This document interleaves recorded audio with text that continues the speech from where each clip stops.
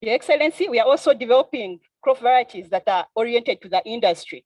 For example, our cassava varieties are used in the production of beers today in Uganda, and other products of the industry, such as starch, high quality starch, ethanol, and starch glue. Those are helping the industry to also use local resourced materials to continue to offer Ugandans with income and jobs. Thank you so much.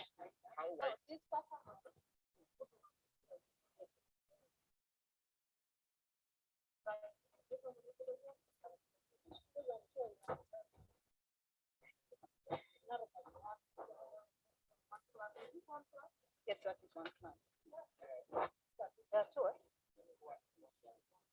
It is one plant. One stem. Okay. So this variety, Narocus 1.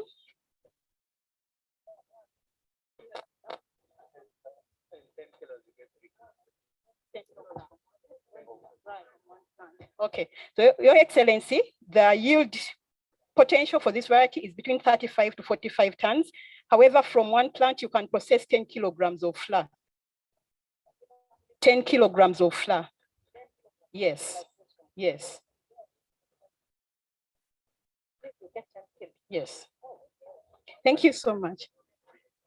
The orange maize is a product that we've submitted for release. And if, yes, not yet, but we are ready to release it anytime that we are allowed to do so.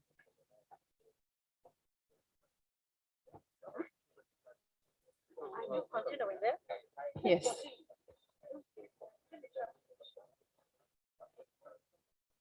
Yeah, we have finished.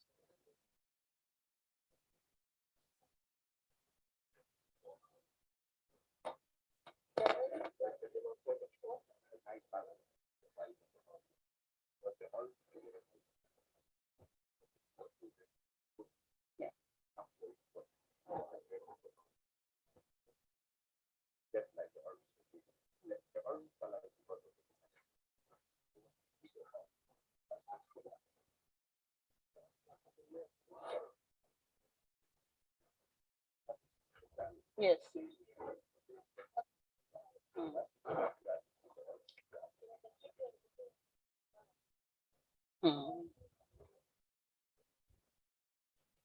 Your Excellency, we are also contributing to the development of the horticulture sector in Uganda. We've developed a technology that addresses leaf spot diseases in citrus production, and this is helping a lot of farmers address this problem. We are also developing and are soon releasing a variety that is oriented to industrial production of juice in Uganda for mangoes. This is a challenge that has been affecting juice production in the country. We are also conducting adaptive trials to expand the production of oil palm beyond traditionally known areas, for example, Kalangala. So we are taking oil production to more than 5 districts in Uganda. More oil content and drought resistant and also climate smart. Yes, I think avocado has been talked about.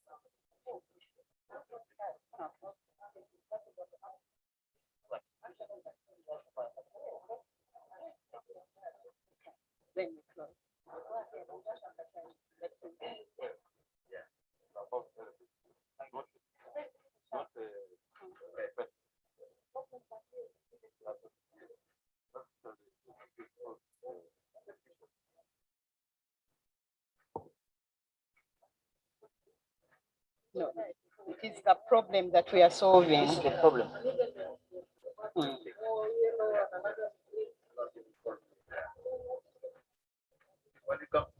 Yes.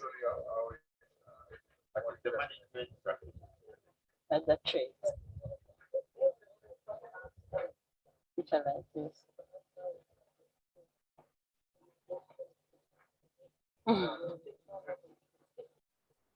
And now, Your Excellency, we are promoting. So we developed a technology to address this problem, and we are promoting it now. Yes. Uniform color. Not at all. Because they are called leaf spots. It's a combination of management practices that we are promoting to make sure that farmers are able to produce a fruit that is clean. So we're addressing those fruit spots on the top. The mangoes, of course, we are, and also for it, especially, we are promoting one that is industry oriented, that is able to be processed.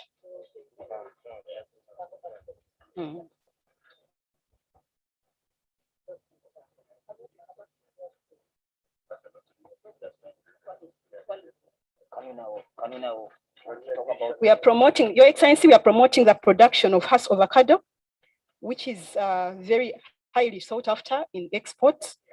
So we are helping farmers manage pests and diseases and also increase production of this Hass avocado.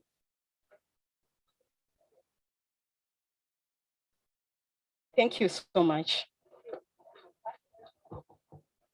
Thank you, thank you, thank you.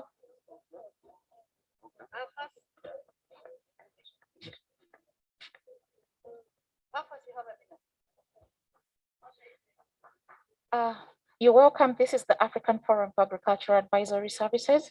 We are here to drum up the 5th Africa-wide Agriculture Extension Week, which was officially launched by the State Minister for Agriculture at Speak Resort Munyonyo in August. This is a continental event that brings together different agricultural actors from over 40 countries in Africa to come and deliberate on the key issues in agriculture extension. And this year, we are focusing on the effective agriculture extension systems for agripreneurship in Africa. Thank you. Thank you, Your Excellency. On November 14th to 20th, we'll be hosting the African Agriculture Extension Week. So that is the table for registration. You're welcome to Naro. Yes, Your Excellency, you're welcome to the National Semi-Arid Resources Research Institute, NASARI, one of the Naro institutes that conducts research to help people in the semi-arid regions of Uganda. When we talk about semi-arid, we cannot forget Karamoja. So here with us, we have crops like sorghum, we have finger millet, we have groundnuts, we have choroko, and cowpeas. These products don't miss on the menu of people. Choroko is mangbean.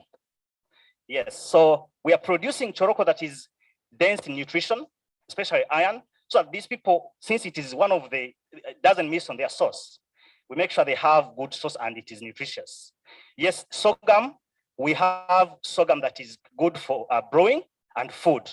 I will emphasize brewing because it is one of the ways of import substitution. There have been, these beer producing companies have been importing raw materials, but here we are. Naro is doing the import substitution and saving the forex. We have groundnuts. These varieties, what is common about them, they mature faster, they are resistant to pests and diseases, they're also drought tolerant. So we make sure that even during the dry periods, during when the rains haven't come properly, still farmers will have something. They are no longer just staple foods, for food, they are now high value crops being exported different parts of the country, like choroko of the world, like choroko. Yes, we have different varieties of this. Yes, and indeed, Kenya is the highest, within East Africa, Kenya is the highest importer of our choroko. Yes, Honorable. Thank you so much. Yes. This is sir. Yes, please.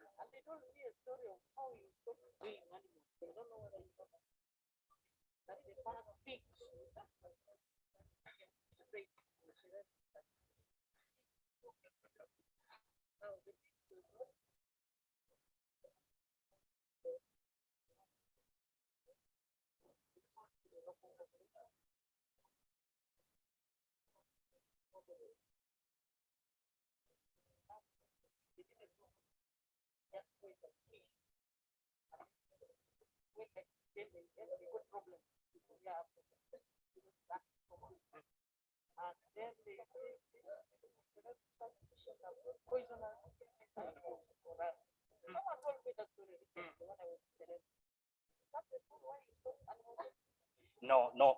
Indeed, the change in mandate that my Director General will be able to explain clearly. Yes, madam. And you have heard that the people there want quality of goats, quality of cows, quality of sheep, turkey, chicken, everything, and livestock part. How when you buy it, the peanut, which are improved varieties, they don't have oil. Yes. They are not soft. When you make the peanut, not soft. The way the other one used to be soft.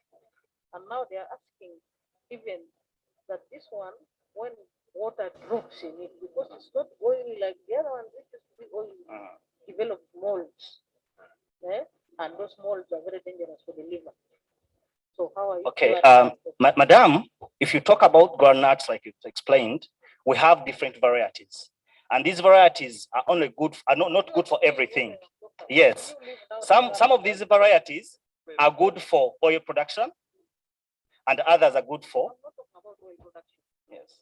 I'm saying the molds which develop from the peanut are dangerous to the health of the people. Definitely. And you know where I come from, we use it everything we cook. Yes. That best must be there. That best. Yes, madam. That's a post. That's pure that. yes. The people to be healthy. We give them the improved varieties, drought resistant, resistant to pests and diseases, but also very healthy to eat. Madam, we have a full campaign that is trying to avoid aflatoxins in groundnuts, and which is a post-harvest issue. We make sure that these groundnuts are harvested on time, they are well dried before storage. What Excellence is talking about aflatoxins, and there's a technology in Naro. Did you want to? Your Excellency, you're asking a very important question. Now, the issue of aflatoxin, it has actually been misunderstood on a number of occasions. People think that aflatoxin come in place during the post-service handling kind of process. But through strategic studies by NARO, we do realize actually the infection by a particular fungus called Aspergillus flavus begin in the field. So now, what is NARO doing? We realize in the field, you have two strains of Aspergillus flavus. There's one which is actually toxigenic, the one that causes the poisons. Then there's one which is atoxigenic, the one that actually doesn't cause the poison. But the two can coexist. In the environment, you have the toxigenic and the toxigenic Aspergillus flavus. The toxigenic one is outcompeted, is uncompeted. So we are using what you call the afla-safe technology. Once you've done that, you can reduce infection up to 95%. But then after harvest, the post-harvest techniques, especially drying to the required moisture content, is very important. We look at about 12 to 14% moisture content for safe storage and must be well aerated. Once you've done that one, you are through. Then again, we also know that in the animal feed, even those aflatoxins do occur. Now we have identified one mineral called bentonite, whereby you mix with the feed to reduce on that level, and so on. You can even reduce the totality and so on. So it's like a multi-pronged approach. Then there's breeding for resistance. But that one, you haven't actually come with good results yet. But work is going on maize. Thank you very much. I'll take it.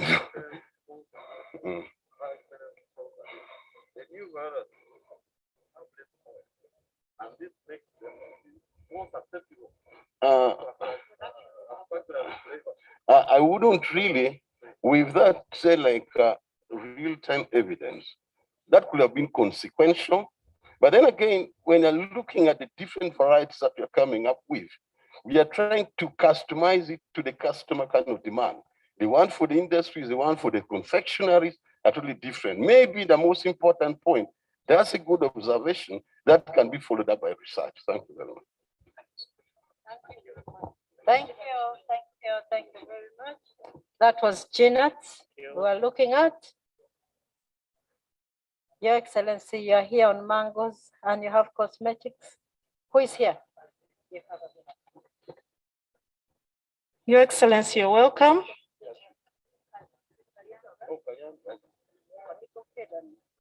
Coffee. Yeah. Where are you? Coffee. So can we finish here quickly and proceed then? Your Excellency, you're welcome. This is the National Coffee Research Institution under NARO. We have a mandate to do research for coffee, and in line with the National Development Plan 3, we are conducting research to increase farmers' household incomes and also improve their quality of life. So we have on our schedule here, we have planting materials for coffee, which are resistant to coffee wilt disease. And then we have products that are consumables, coffee powder, coffee yogurt, and we also have non-consumable products flavored from coffee and cocoa. So I would like to ask my colleague here to explain their strategy for value addition in coffee in line with these products. Hi, Excellency, you're welcome. We have these products from coffee, and this is coffee lotion. It's majorly for anti-aging and a sunscreen. Since Nakori deals with research in coffee and cocoa, this is a cocoa lotion. It is good for deep moisturizing of the skin. We also have this coffee cream. It's a good antifungal, it's good for antifungals. It's an antifungal infection. So if you have infections like pimples, they can be cleared. This is a coffee scrub. It's for exfoliation, removal of dead skin. This is a cocoa lip balm for shining of lips and making it smooth.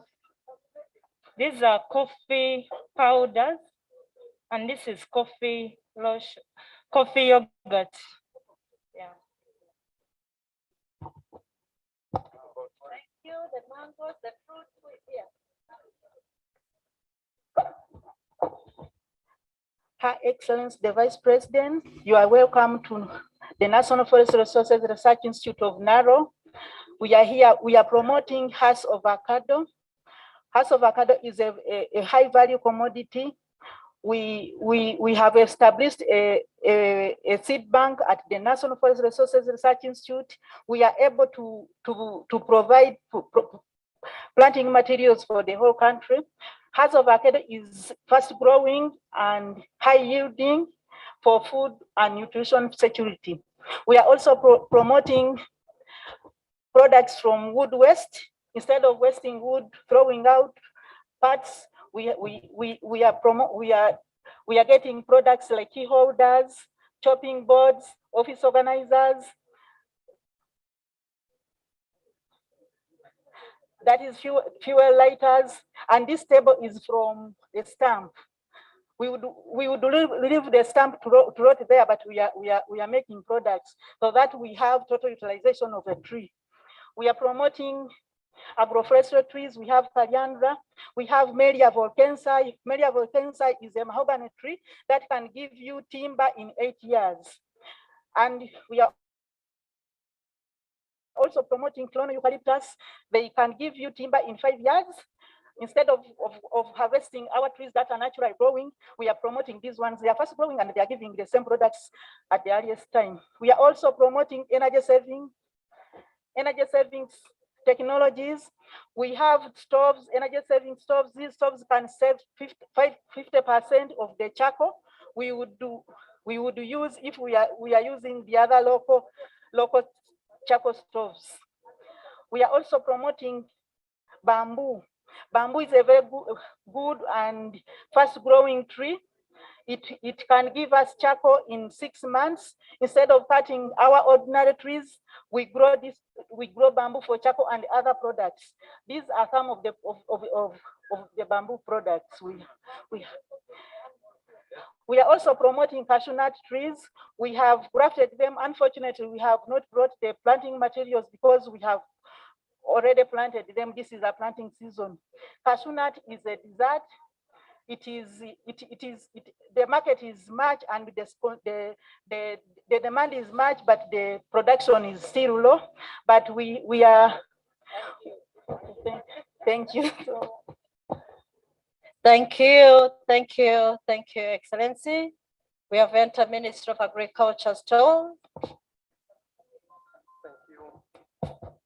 Your Excellency, Honorable Minister, the PS, FAO country rep, you are welcome to this stall. This is the crop protection in the Ministry of Agriculture, Animal Industry and Fisheries that is responsible for the control of crop pests and diseases. We are demonstrating some of those badly affected plants.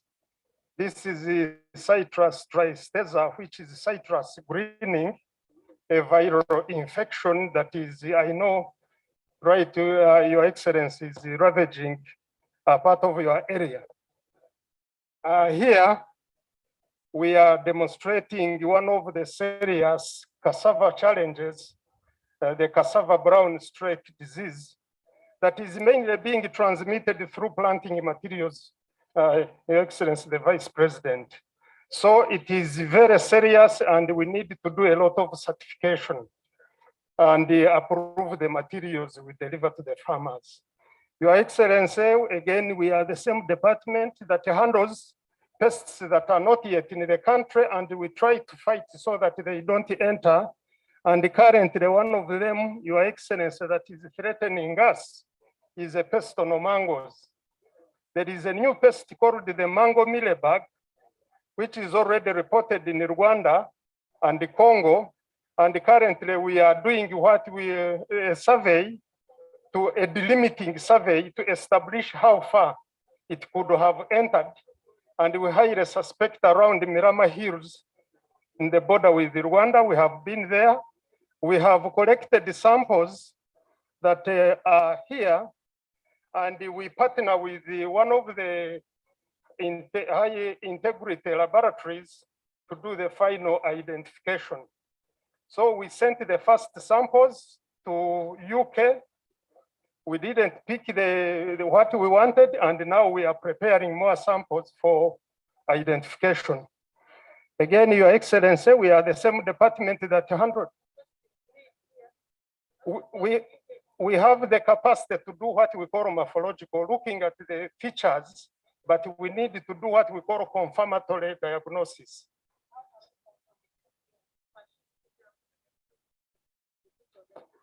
The diagnosticians, we have some limitations, including the equipment and also the expertise. And being a new pest, Your Excellency, we always do those proficiency tests so that we the same way. We are the same people who handle the follow armyworm, the one ravaging the maize, and we are really managing that pest. This is why the maize crop, at least we have improved, we have a bumper harvest. Your Excellency, we are now battling this wheat. We are at war with it, led by Honorable Minister, Honorable Gino picked interest in it, and he's really pushing us. Yeah, this is the challenge we have. Whenever they find it, they feel it is beautiful, it looks like macaron, and now they enjoy looking at it, but it parasitizes and kills the plant. It strangles, it picks all the food that the plant would be using. Then we are the same team, Your Excellency, that fought the desert locusts, supported by UPDF and also our team and the other experts who join us. And we are the same people handling the banana bacterial wilt and many others, Your Excellency. You are most welcome. Thank you. Oh, but we managed them, Your Excellency. Thank you for coming.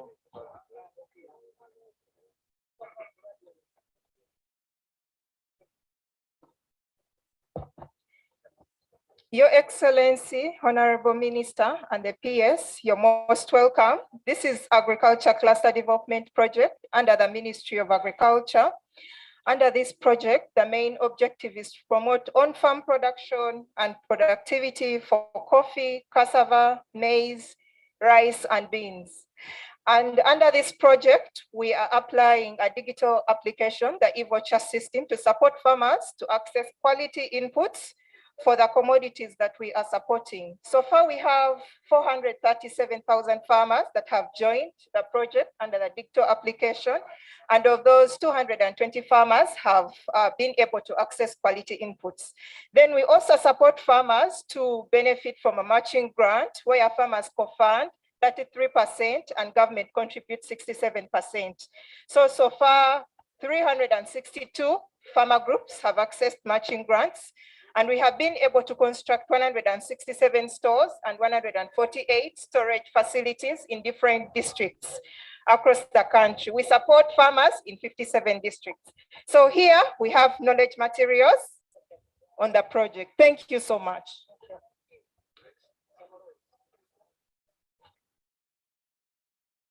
Thank you, thank you, thank you. We have seconds remaining. Who is talking? Can you? Okay, welcome, Your Excellency. Welcome to the Uganda Multi-Sectoral Food Security and Nutrition Project stall. Here we are promoting consumption, production and consumption of micronutrient-rich foods. We make sure that the children, basically the project is looking at the children under 5 years and the pregnant and lactating mothers. So we advise them on what to feed on and exactly what to eat. Here we also under the crop production department. Thank you very much. In summary, Your Excellency, you're welcome with the entourage and all dignitaries. We are crop production department that houses the Ministry of Agriculture that houses the Uganda Multi-Sectoral Food and Nutrition Security project. We promote production and productivity of nutrient foods, and today's theme fits squarely with what with our theme of growing, nourishing, and protecting the environment.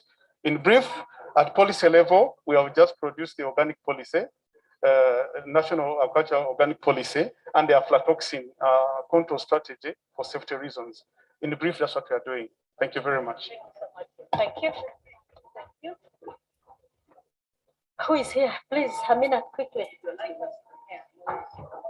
You're welcome, Excellency. Welcome to the Directorate of Fisheries Resources. This is a display. We carry out a number of functions. We regulate, control all fishing activities on all public water bodies. We certify and issue permits to all imports and exports that are leaving this country of all species. We also create awareness of all fisheries activities in the country. We license and issue permits along the value chain to all those members who are involved in fisheries activities. Then we also have a project that is promoting environmentally sustainable commercial aquaculture. And in there, we have so far come up with 2 parks, producing 20,000 metric tons of fish, and they will be employing 400 people, each of the parks. Then we shall also establish a one-stop center for potential investors. We shall also support feed and supply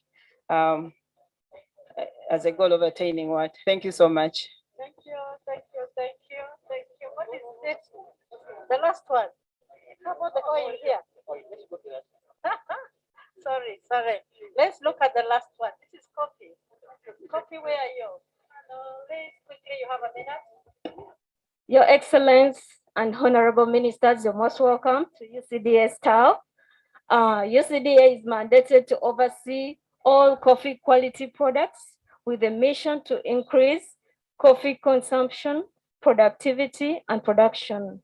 So today we are showcasing the commercially viable coffee types, that is Arabica and Robusta. Usually, the Robusta is processed through drying process, that is naturally processed. The red cherries are picked, they are dried onto raised beds or taplings, and after they have been dried, they are how to get FAQ, that's fairly average quality. It's then subjected to screening, where we have the major screens are 18, 15, and 12. when the FAQ is screened, we get different coffee grades, that is screen 18, screen 15, and screen 12. The Arabica coffee is usually washed. It undergoes wash processing. Usually the red cherries are picked, they are hulled, fermented, and then they are washed and dried. Once they are dried, we get a skin called parchment. The parchment is then, from parchment, we get the different Arabica grades. That is, we have Sipi, usually from Kapchora, we have Bugisu, AA, we have Bugisu AB or A. Then we have Ajuga. Sometimes Arabicas are naturally processed. Honorable Minister, in promoting coffee, we serve coffee for testing. We illustrate different brewing techniques. So we have free coffee. You're most welcome for a cup. You're welcome.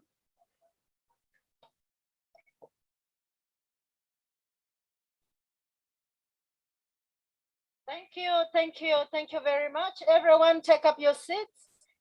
And please, let's all remain standing for the anthems. Get up to your seats.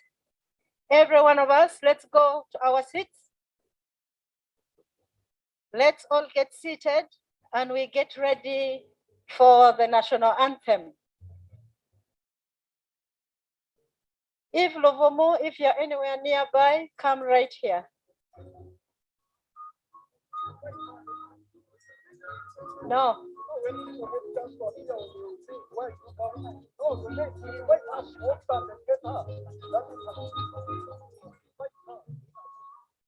Let's take up our seats. And we remain standing for the national anthems. We shall start with the Uganda national anthem, and then we sing the East African anthem.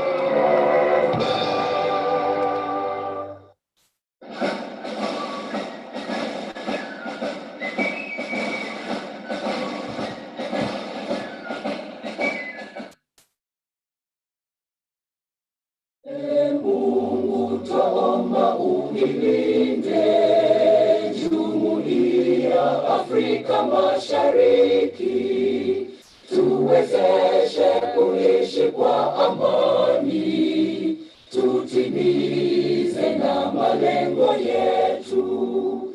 Jumuiya yetu sote tuilinde, tuajibike, tuimarike, umoja wetu ni nguzo yetu. Idumu jumuiya yetu. Uzalendo pia mshikamano viwe msingi wa umoja wetu, na tulinde uhuru na amani, mila zetu na desturi zetu. Jumuiya yetu sote tuilinde, tuajibike, tuimarike, umoja wetu ni nguzo yetu. Idumu jumuiya yetu. Viwandani na hata mashambani, tufanye kazi sote kwa makini, tujitoe kwa hali na mali, tulijenge jumuiya bora. Jumuiya yetu sote tuilinde, tuajibike, tuimarike, umoja wetu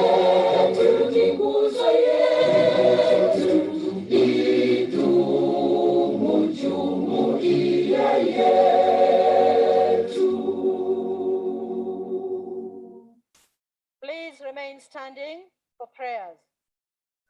Madam Eve Luvumo, please come right here for the prayers.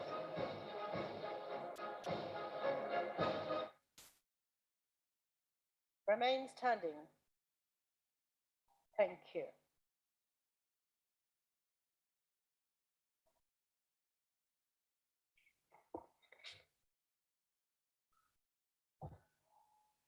Let's pray. Lord, our Heavenly Father, we thank you so much for today when we are commemorating the World Food Day. Thank you for you enabled each one of us to reach here safely.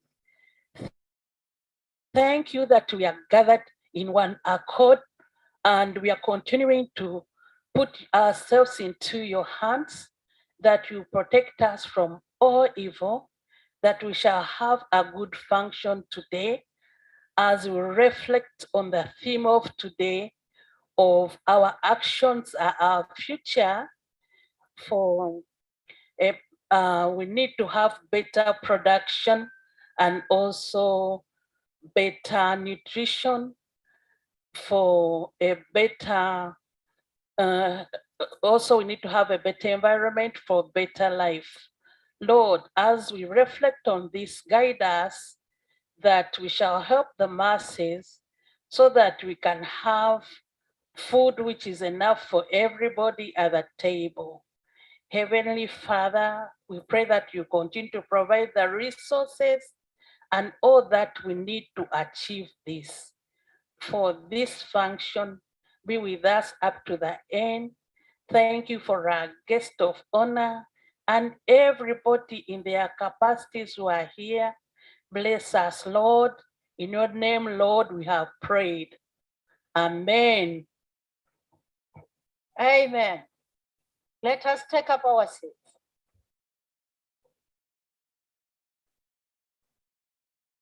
Thank you. Thank you. Your Excellency, thank you for coming to be with us today. I'm going to quickly take us through the program of the day.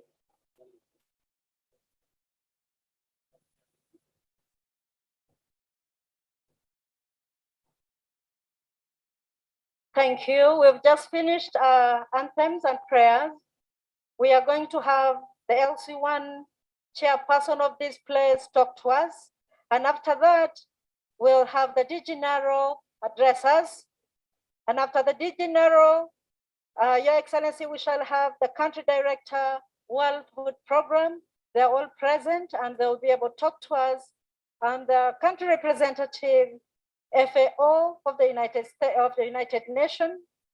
After the FAO, we shall have the permanent secretary, Minister of Agriculture, Animal Industry and Fisheries, give us a remark. And we shall get a speech from the Honorable Minister of Agriculture, Animal Industry and Fisheries before we listen to our chief guest give us her remarks, and then we shall have our anthems in reverse order and we'll lunch and depart. Your Excellency, ma'am, today's theme for a World Food Day is our actions are our future. Better production, better nutrition, a better environment, and a better life. Everything has to be better, Your Excellency. And that is what World Food Day for this year is looking at. And I have to say, this is our 39th World Food Day. Every year, Your Excellency, we celebrate World Food Day. And today we are here in Kawanda, our National Agricultural Research Organization. As we move to our next program, we'd like to call upon the entertainment team to give us a brief interlude, please.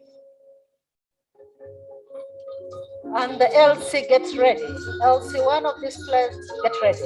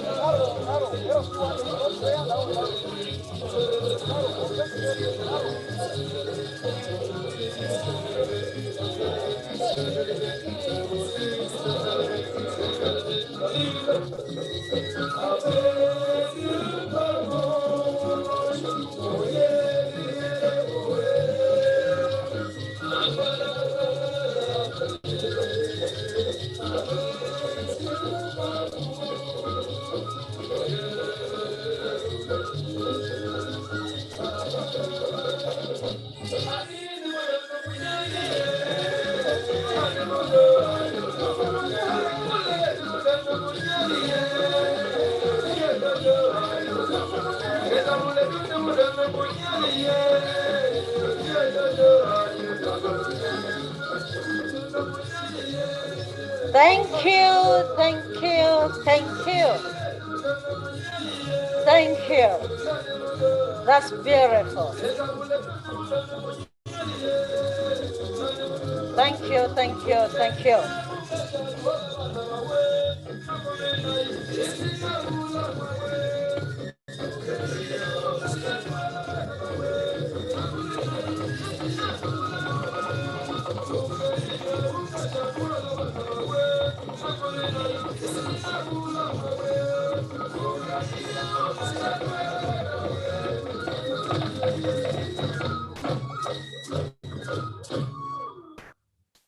Thank you, thank you, thank you.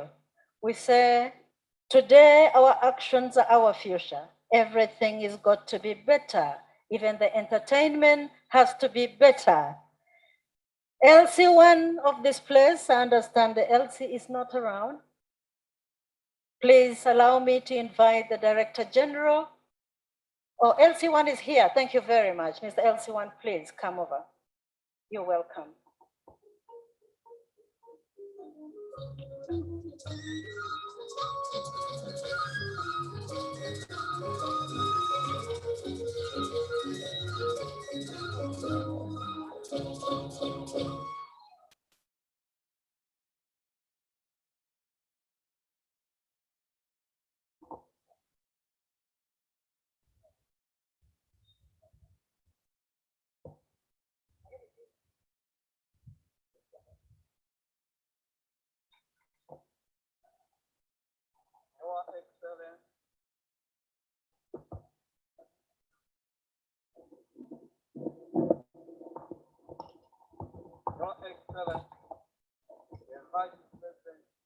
Uganda, Your Excellency, ambassadors, honorable ministers,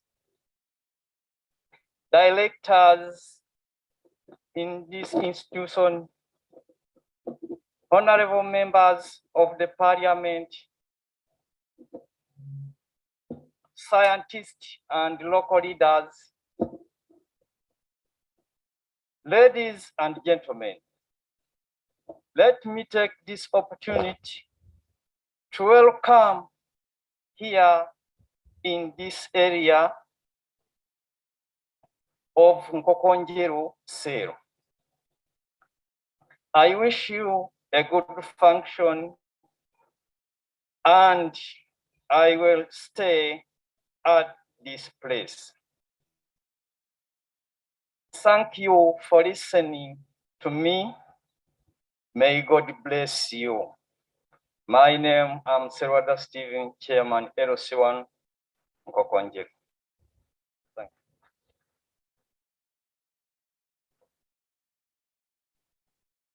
So this has been the LC1 of this place, welcoming us and telling us everything is good. We thank you because everything is better, Your Excellency. Please allow me to invite the Director General of NARO, Dr. Ambrose Agona, to come and give us a welcome remark. You're welcome, Doctor.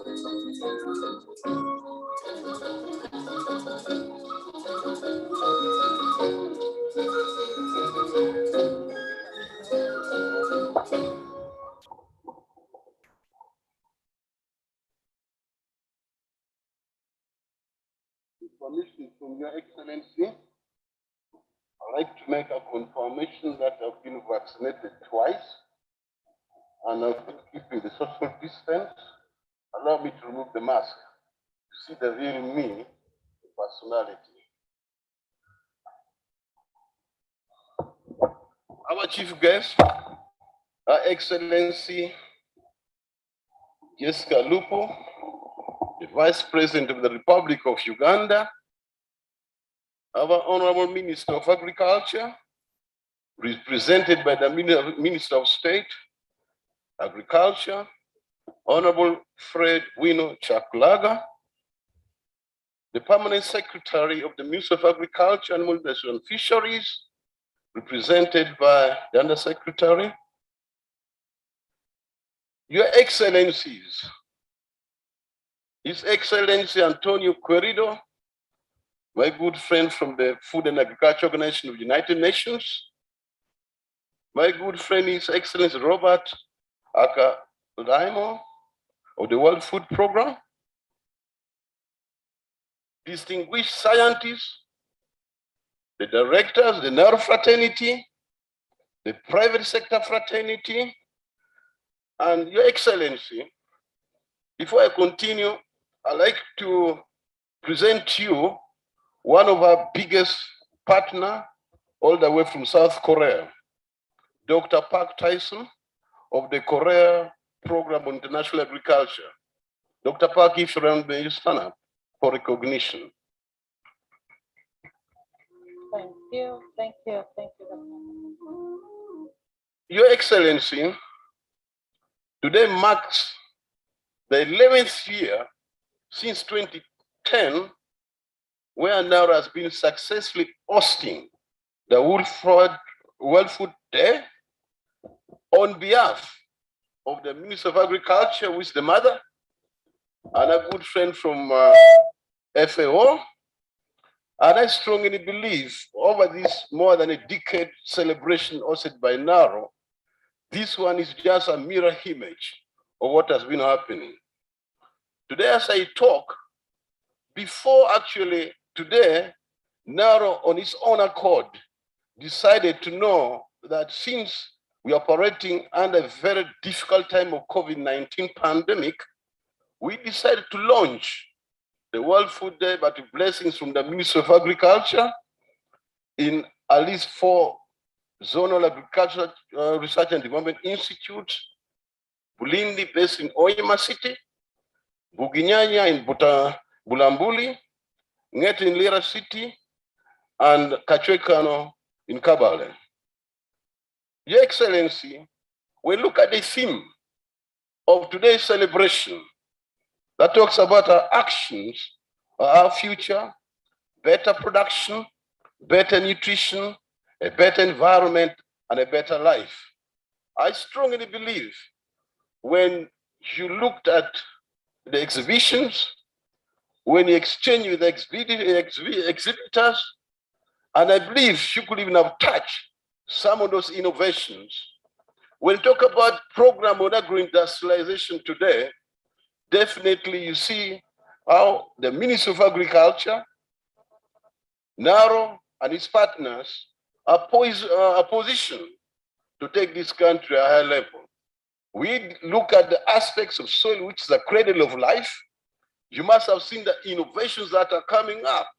Of course, with a clear indicator that the soils that we inherit may be no longer fertile, but we need to make improvements upon them. There are technologies, and we are responding to the triangle as designed by the Minister of Agriculture, whereby at the vertical apex, you're looking at how best can we contribute in terms of production and productivity.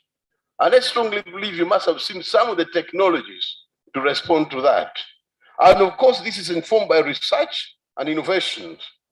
You must have seen the aspects of primary processing, the aspects of post-service handling and storage, and its challenges, including aflatoxin, which I am really delighted you've been fast tracking and challenging us with some of those technologies that we have.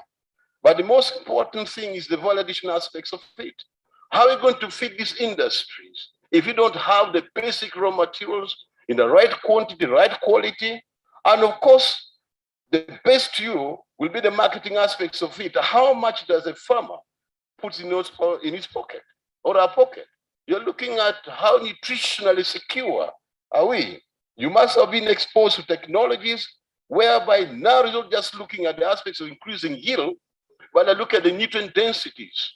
You're looking at even food, not just eating for just food filling the stomach, but if you have some ailments, some kind of diseases, you can cure by eating the foods.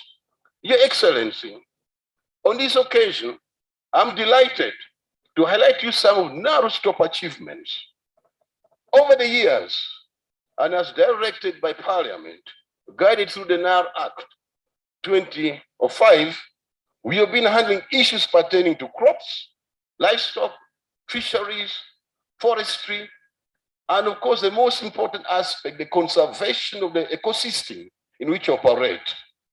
Today, as I talk, I'm proud to present to you that so far we have released close to a number of 800 technologies, innovations, and management practices that are being demonstrated, and farmers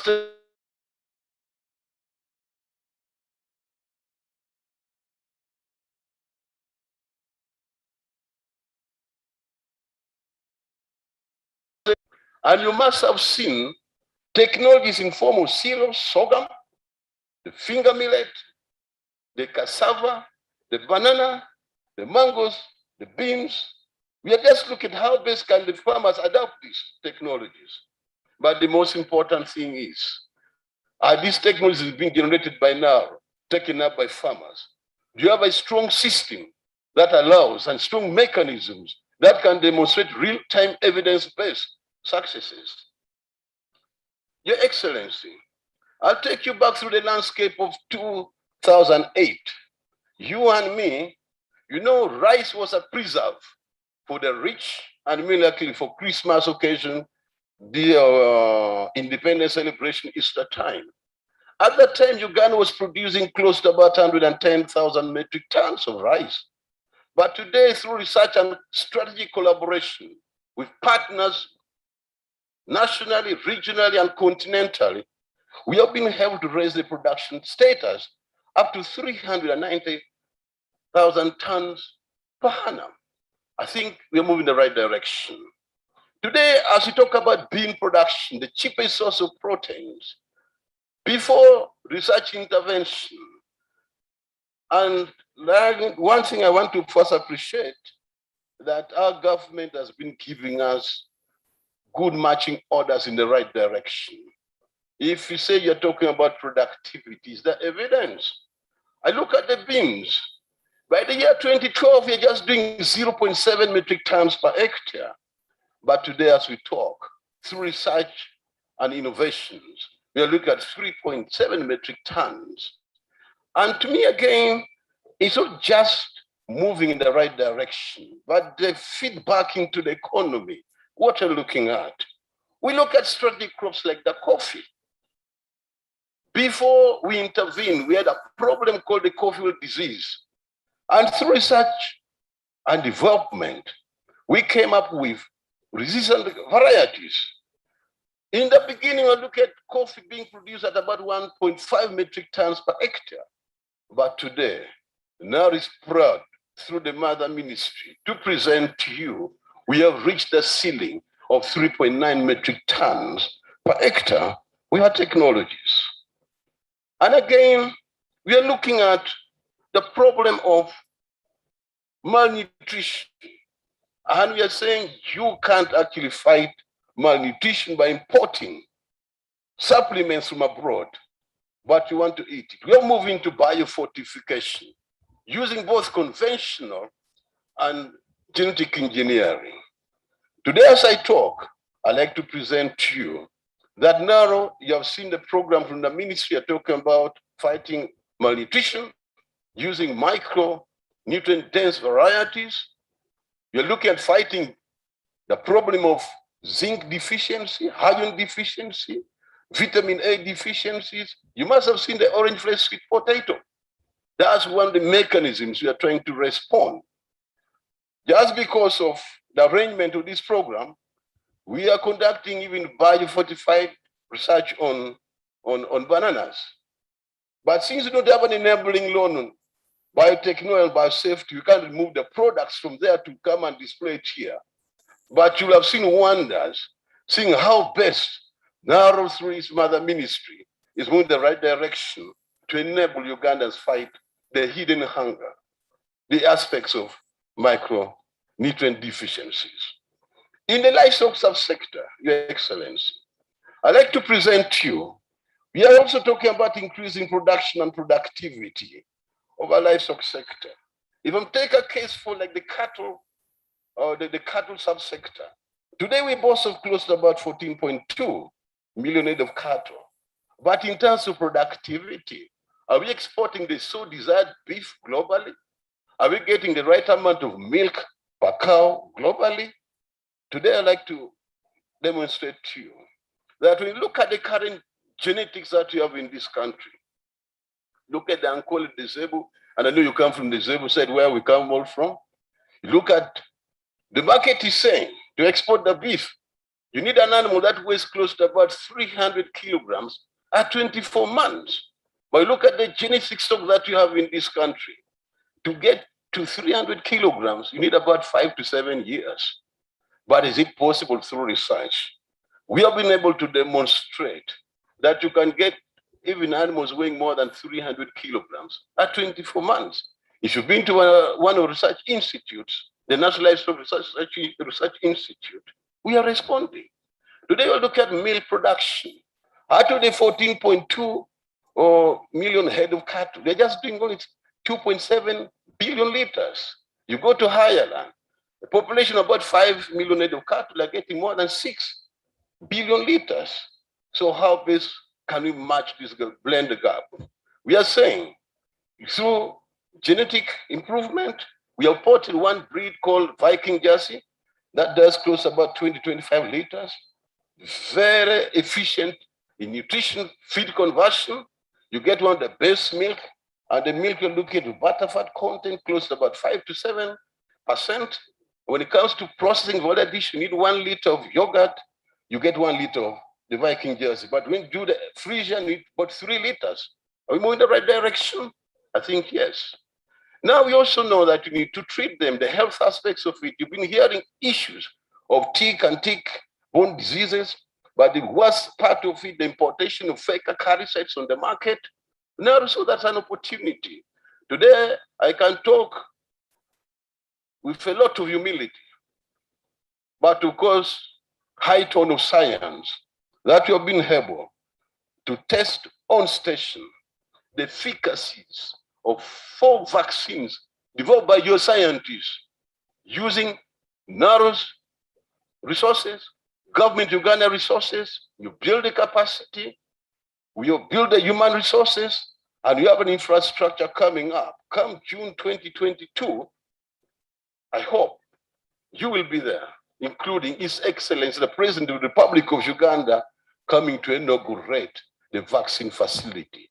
Today, we can comfortably say and promise to this country that come the years 2022, 2023, we shall be saving this country close to about 3.7 trillion shillings by taking care of tick-borne diseases. We'll look at aspects of foot and mouth disease and African swine fever. Your Excellency, today we look at the contribution to the fish production. Government has come up with a strategy.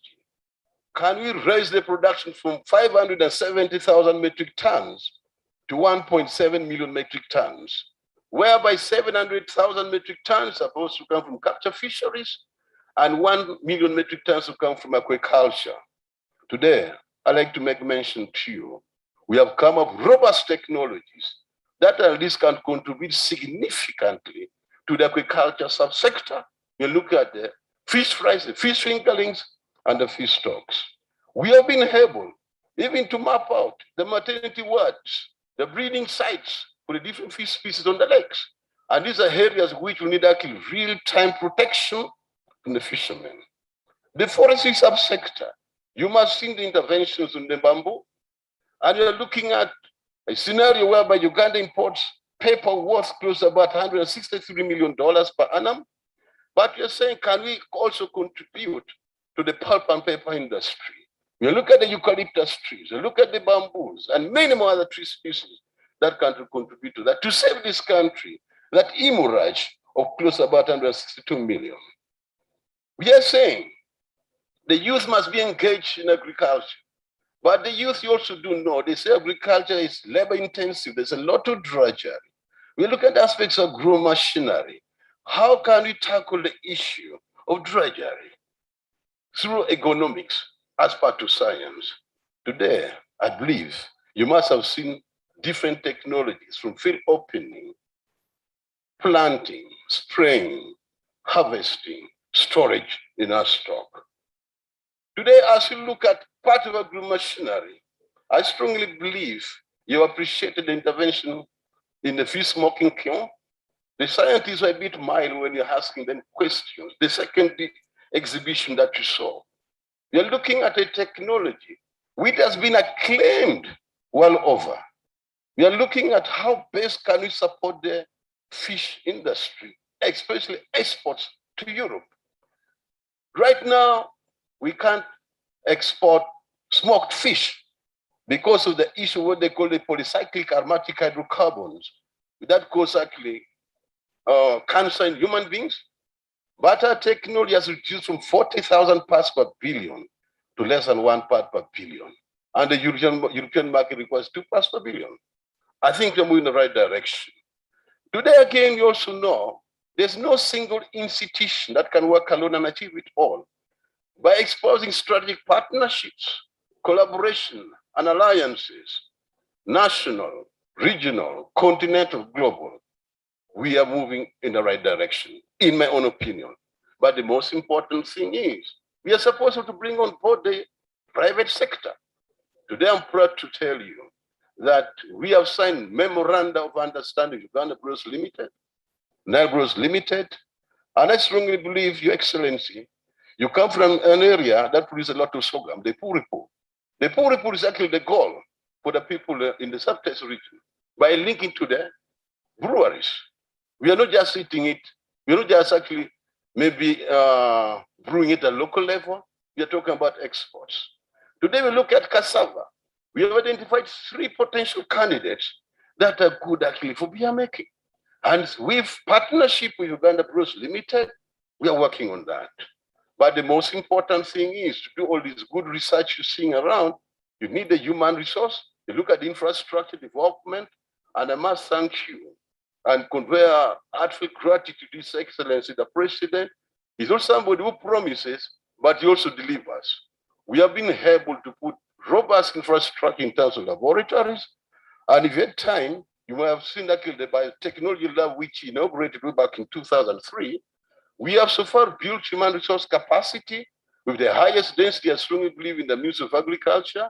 We have close to about 109 staff with PhDs, over 260 with Masters of Science. And I strongly believe we have been accredited. We are considered Center of Excellence in the banana research, cassava research, rice research, and of course, recently finger mill and sorghum. Now, all good things also come with challenges. I would like to make mention to you, one of the biggest challenges is the budget constraints. In Africa here, we came and said to lead and successfully contribute to the bioeconomy, in which I talk about agro-industrialization. Each government must commit at least 1% of its GDP to agriculture. I'm making a quote from the African Union. You're talking about to add to the technology that we need at least 1%. But we get just 0.2%. But it doesn't stop us. But I'm saying if you can put actually something more, we shall do better. As we talk, we are saying feeding the fast growing population at around 3.2% per annum. We also need an agricultural response kind of system. We are talking about the use of biotechnology, genetic engineering. It has been proven, but up to now we still don't have an enabling law. Today we've been talking about the genetic engineering regulatory bill. We wonder when it's going to be passed, because we have so many products in the banana, in the beans, in cassava, in sweet potato that require this kind of intervention. I hope you will convey our message. Two, how to motivate these scientists to have 109 PhD holders and they're not being deployed optimally. There's a temptation to move for greener pastures. But I would like to thank His Excellency. He made a promise to elevate the state of the scientists. And to me, when I look at my colleague Commissioner Connie here, she's from the mother ministry, but you can see there's a difference between me and her. The salaries are different and so on. But you're saying we have reached the ceiling yet, but convey our sincere gratitude to him. Then we have a threat from grabbers, land grabbers, encroachers, and degraders. And at the end of the day, if you can gazette all the research land into or be well protected, whereby we don't have a threat from the encroachers, and we concentrate in the laboratories, we'll be so grateful. Now, Your Excellency, before I conclude, I'd like to introduce to you my distinguished scientists, beginning from the directors. Where are you, the directors? Stand up. We have 16 research institutes, and I know some participated early on during the week, but you have a few here. Where are you?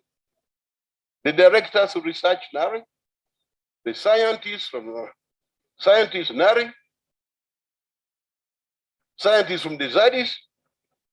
This is just a sample of them. So in conclusion, our chief guest, in line with the Vision 2040, NDB theory, and other national, regional, global frameworks, now is committed to contribute to food and nutrition security, sustainable utilization of natural resources, agro-industrialization, and consequently, sustainable socio-economic transformation in the country as demonstrated and promised above. I thank you for God and my country.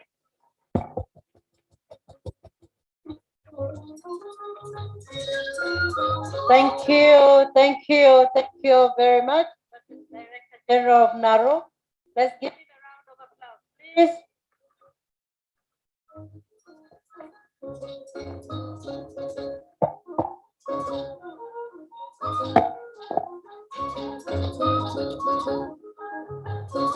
Thank you very much. I've been told time is not our best ally. Your Excellency, please allow me to invite the Country Director, World Food Program, Dr. Robert Akatia Ama. Please, you're welcome, sir.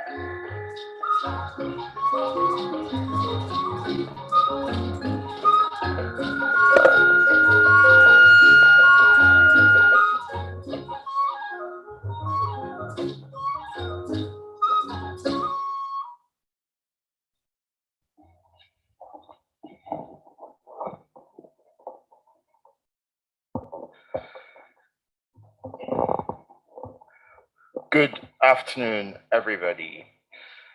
Your Excellency, Madam Vice President Jessica Alupo, Honorable State Minister, Honorable Ministers, Members of Parliament, Your Excellencies, Heads of Diplomatic Missions and Special Guests, Development Partners, eminent members of the press, distinguished guests, ladies and gentlemen. I'm Dr. Robert Akitiama. I lead the World Foods Program, activities in nutrition, school feeding, and gender. And I'm delivering these remarks on behalf of the country director, Mr. Abdi Rahman Megad, who is unable to be here. What is food? Food feeds our dreams. It is the fuel that gets us moving around. It is a fundamental block of our humanity. We see here today a variety and diversity of commodities, some from the amazing work that Narrow does on food varieties with its partners, as well as the various policy instruments and livelihood-based related interventions supported by FAO, IFAD, community-based organizations, and of course, our own WFP, which you see behind me. Every single exhibition here today is a testament that we are formidable partners in this journey towards zero hunger, the global UN mandate that the World Food Program cherishes. It shows that the government of Uganda, under the auspices of the Ministry of Agriculture, Animal, Fisheries, and Industry, is committed to harnessing the potential of Uganda's food systems in response to consumer needs and ensuring that we make hunger history. On behalf of the World Food Program, I would like to congratulate every exhibitor here, but also the government of Uganda on your hard work into creating these stunning and interesting stories around food as we learn to communicate our aspirations through these exhibitions. On a day like this, where we are surrounded by innovation and commitment, I cannot help but ask a few questions. Why do we still have 2.4 million children in Uganda today that are chronically malnourished? Why does a child in the world die of hunger every 10 seconds when we have plenty? Why are 361,000 people in Karamoja, 30% of the population there, going hungry? Why is 50% of the refugee population in Uganda living in poverty? Why do we continue to sing the same song of women not owning land, even if they are the ones that till it the most? Why do children, pregnant women, and breastfeeding women go to bed hungry? Why do children go to school hungry when we expect them to excel at their education? Why can most of the population in Uganda not afford a nutritious diet? Why is food access difficult for many? Imagine the pain and hunger and experience that many people go through without food every day. Let us remind ourselves of a quick definition of what food security actually means. We say that food security exists when all people at all times have physical and economic access to sufficient, safe, and nutritious food that meets the dietary needs as well as food preferences for an active and healthy life. Your Excellency, ladies and gentlemen, the truth and reality is that food inequity permeates our food system, and we must act fast if we are to end zero hunger. We can only do better production or have better production, better nutrition, better future, and a better life. The four betters of this World Food Day theme today.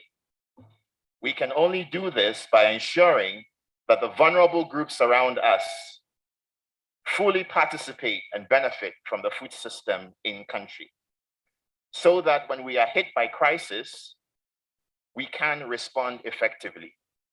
The World Food Programme, with support from our donors, Canada, European Union, Germany, Japan, Republic of Ireland, Republic of Korea, Norway, Sweden, the UK, and the United States, are proud of our long-term partnership with the government of Uganda in this critical part of the food system. We continue to provide emergency support across the country whilst we allow the system to work on the solutions that are necessary for a sustainable long-term food system. We will continue to advocate that no one is left behind. And to do this, we need to make sure that food continues to be a basic human right. We need to fight to address all forms of malnutrition. And I'm happy to learn that many of the interventions here today are aimed at addressing malnutrition.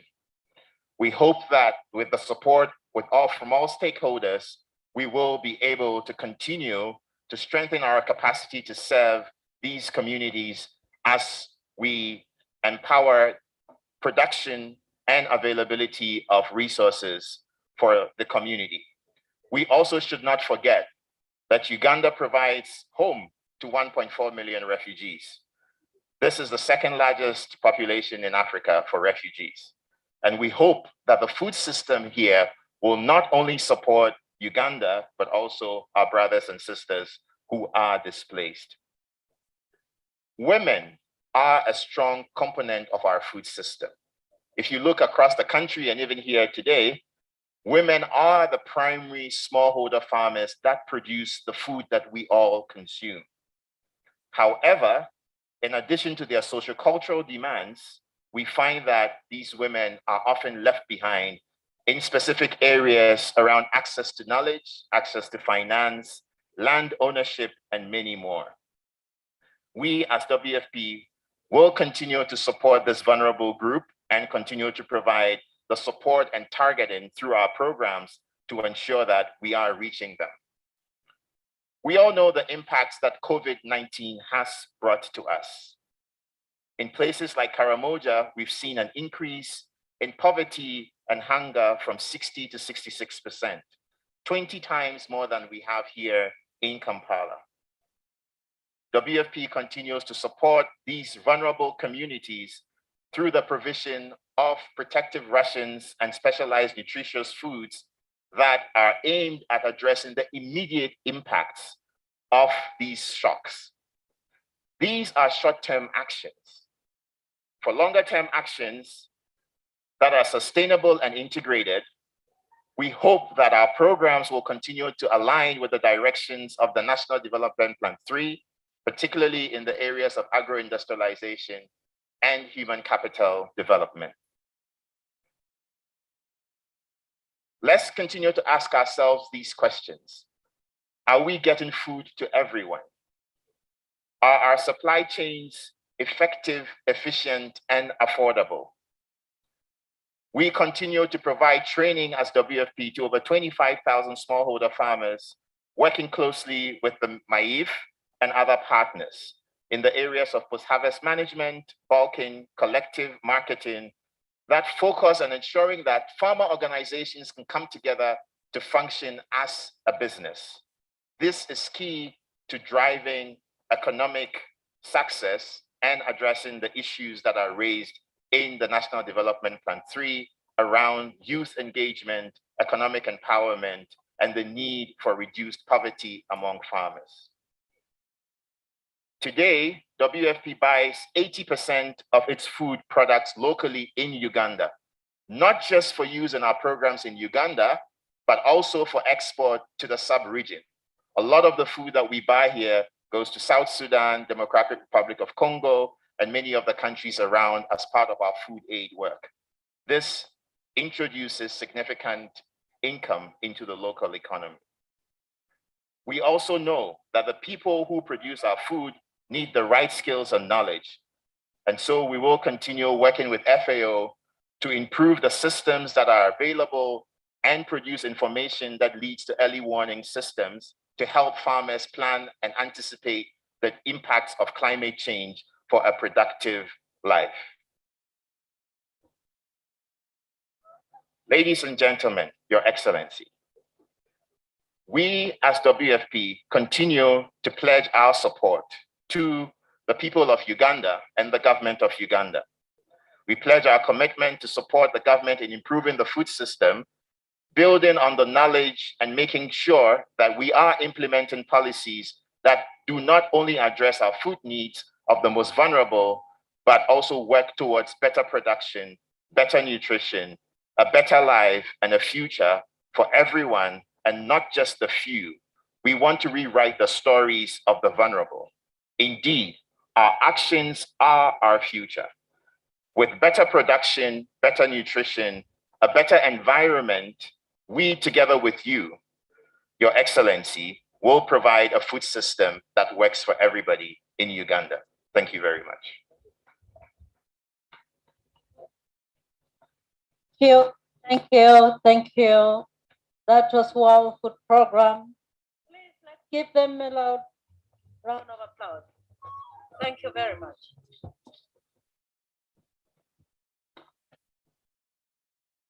Your Excellency, please allow me to invite the country representative, World Food Program, Food and Agriculture Organization of the UN, Dr. Antonio Peredo. You're welcome, sir.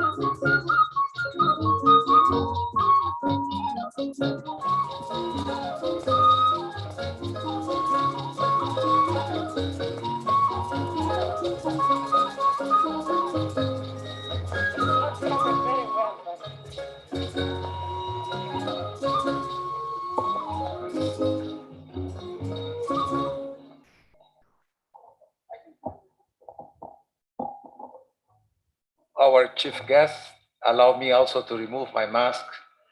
Like my good friend, Dr. Ambrose, I am also fully vaccinated. The Right Honorable, the Vice President of the Republic of Uganda, Honorable State Minister of Agriculture, Animal Industry and Fisheries, the Undersecretary of MAIF, the Director General of the National Agriculture Research Organization, NARO, the LC1 chairperson, my colleague representing the country director of WFP, colleagues from the Ministry of Agriculture, Animal Industry and Fisheries, my colleagues from FAO and other UN agencies, distinguished guests, ladies and gentlemen, and also the media fraternity here with us this afternoon. On behalf of the Director General of the Food and Agriculture Organization of United Nations, FAO, it is my honor to address you today as we commemorate the 2021 World Food Day in Uganda. Today is also the 76th anniversary of the founding of FAO. The theme of this year, World Food Day, is our actions are our future. Better production, better nutrition, a better environment, and a better life This certainly call for the transformation of agri-food system to ensure that everyone, everywhere, has access to enough, affordable, safe, and nutritious food to lead an active and a healthy life.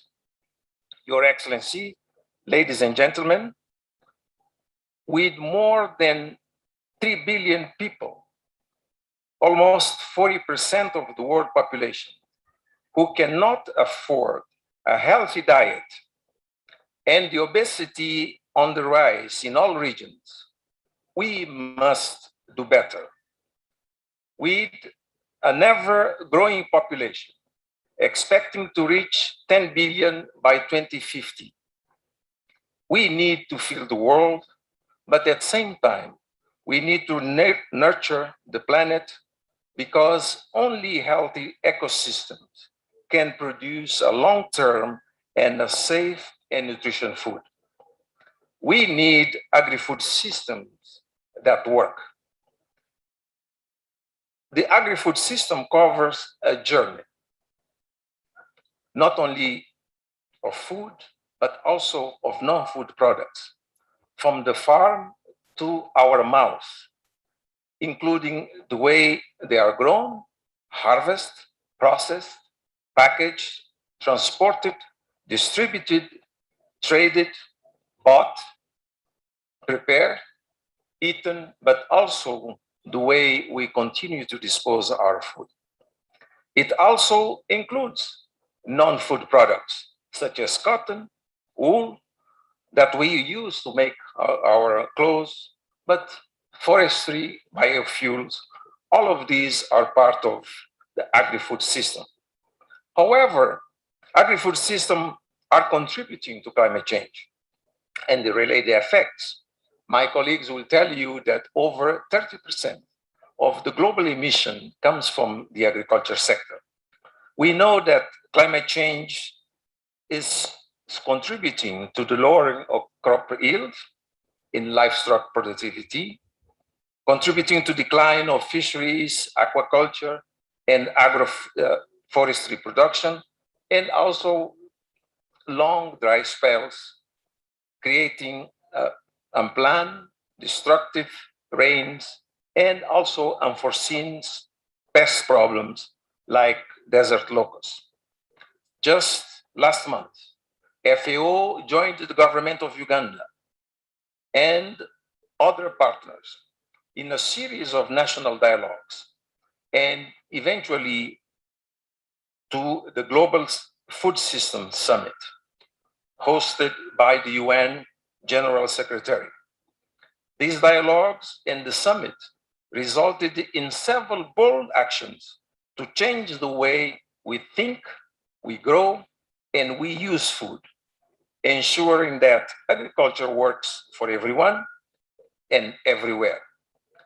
Notable actions call for a strong food safety measure and more robust social protection policy, increase access to technology and innovations, investment in research, and favorable policy environment. Your Excellency, this is the second time that we are commemorating the World Food Day during the COVID-19 pandemic, which has impacted the food security and contribute to an economic recession that has added millions to the 690 million people who suffer from hunger. Here in Uganda, we witness continued production of agricultural produce, but many producers had challenges to transport and also to access markets to sell. What can we do? We should ask ourselves. FAO estimates that as much as $40 to $50 billion in annual investments on target interventions are needed to end hunger by 2030. There are many low-cost, high-impact projects that can help millions of people overcome hunger.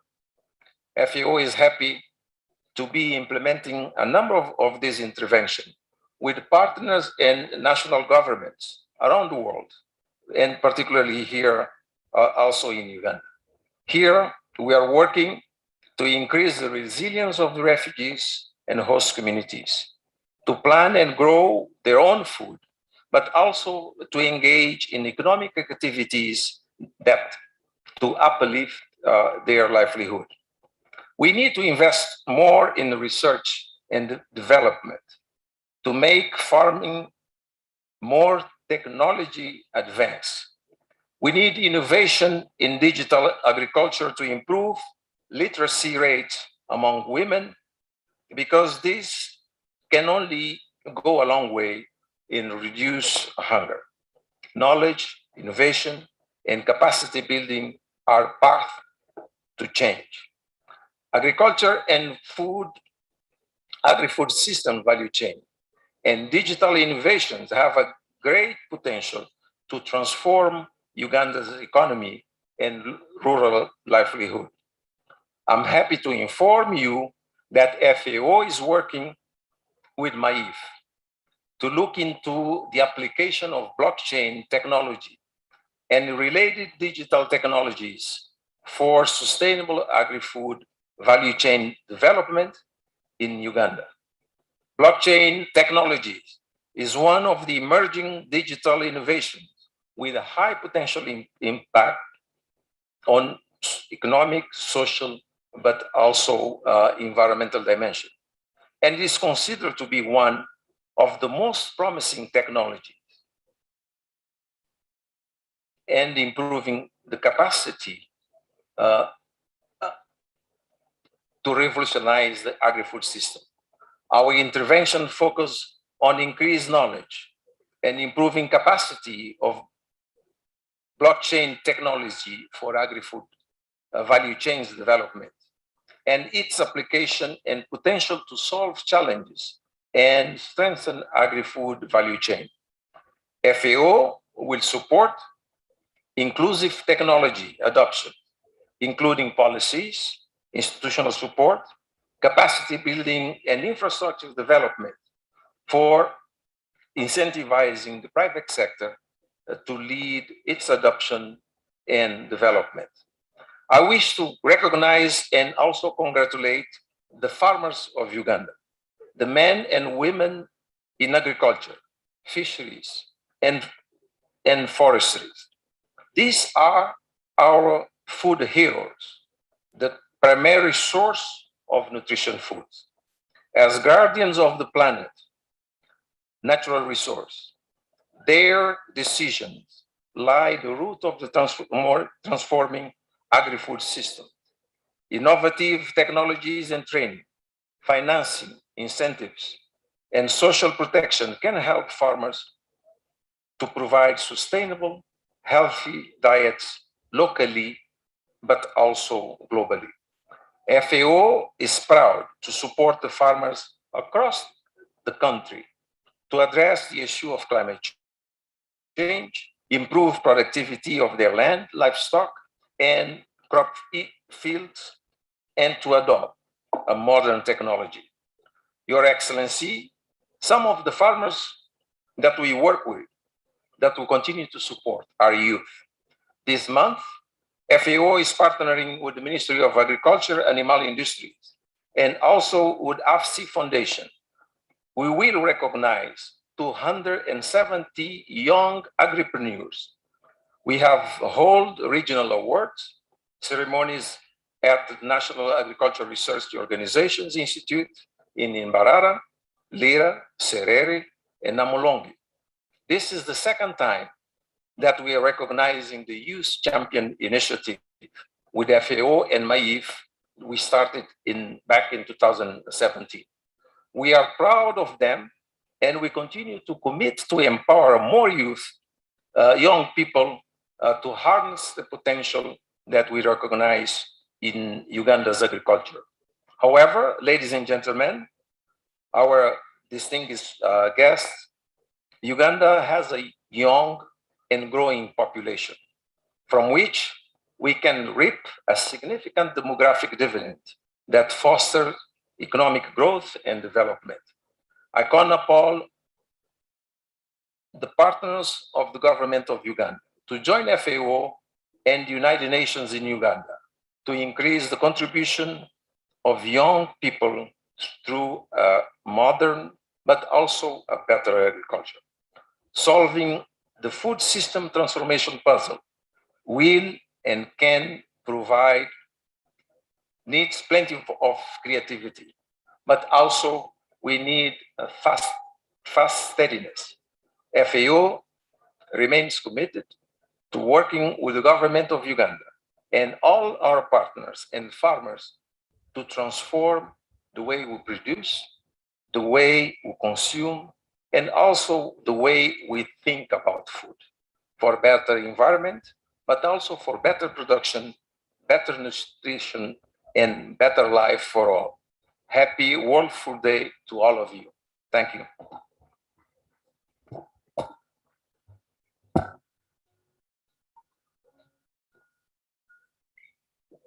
Thank you, thank you, thank you very much.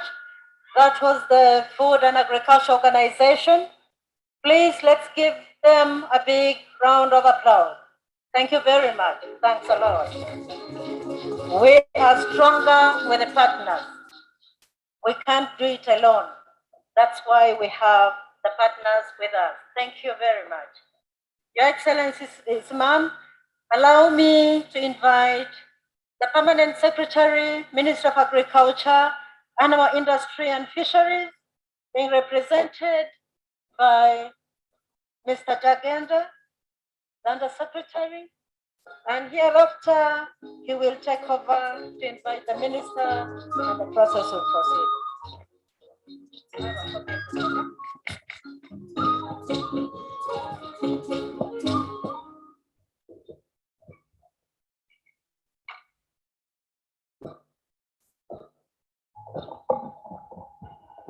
Thank you.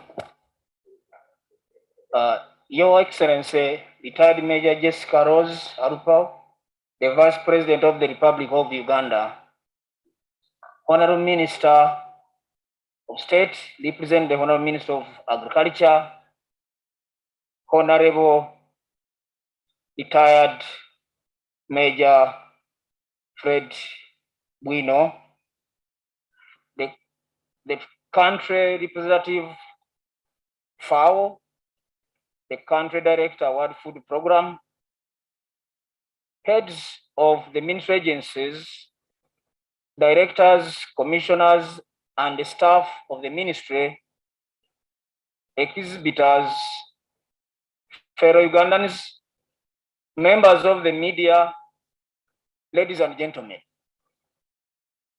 My name is Segawarona Jagenda. I am the Under Secretary in the Ministry of Agriculture, Animal Industry and Fisheries.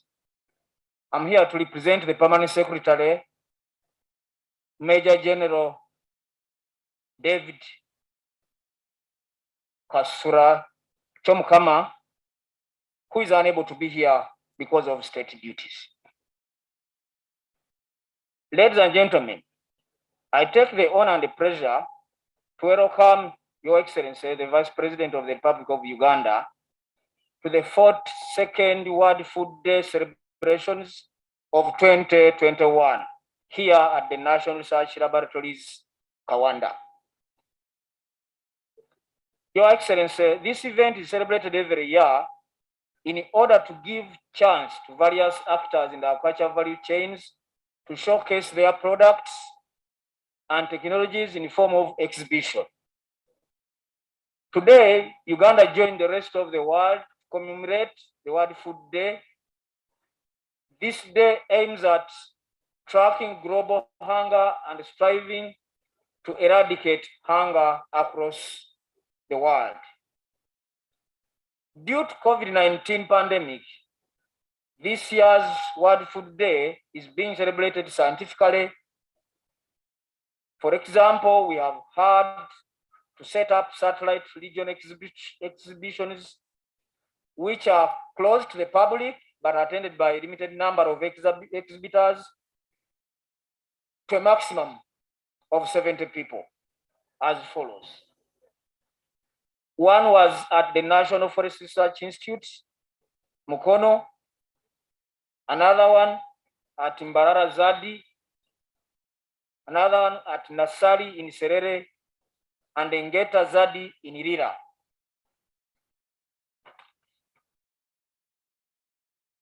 Your Excellency, this show is organized by the Ministry of Agriculture, Animal Leaders and Fisheries, and the Food and Agriculture Organization of the United Nations, with support from the World Food Program, together with other stakeholders. This year's theme, our actions are our future, better production, better nutrition, a better environment, and a better life. The focus is on hunger, undernutrition, malnutrition, and how these variables impact on development and as well as agriculture practices,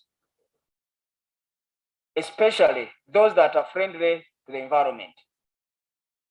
Your Excellency, ladies and gentlemen, the government and the ministry in particular has prioritized and working on a number of interventions that impact on availability, accessibility, and affordability of food to Ugandans. Allow me, Your Excellency, to mention one of them. The ministry under NARO has continued to develop planting and stocking materials of crops, livestock,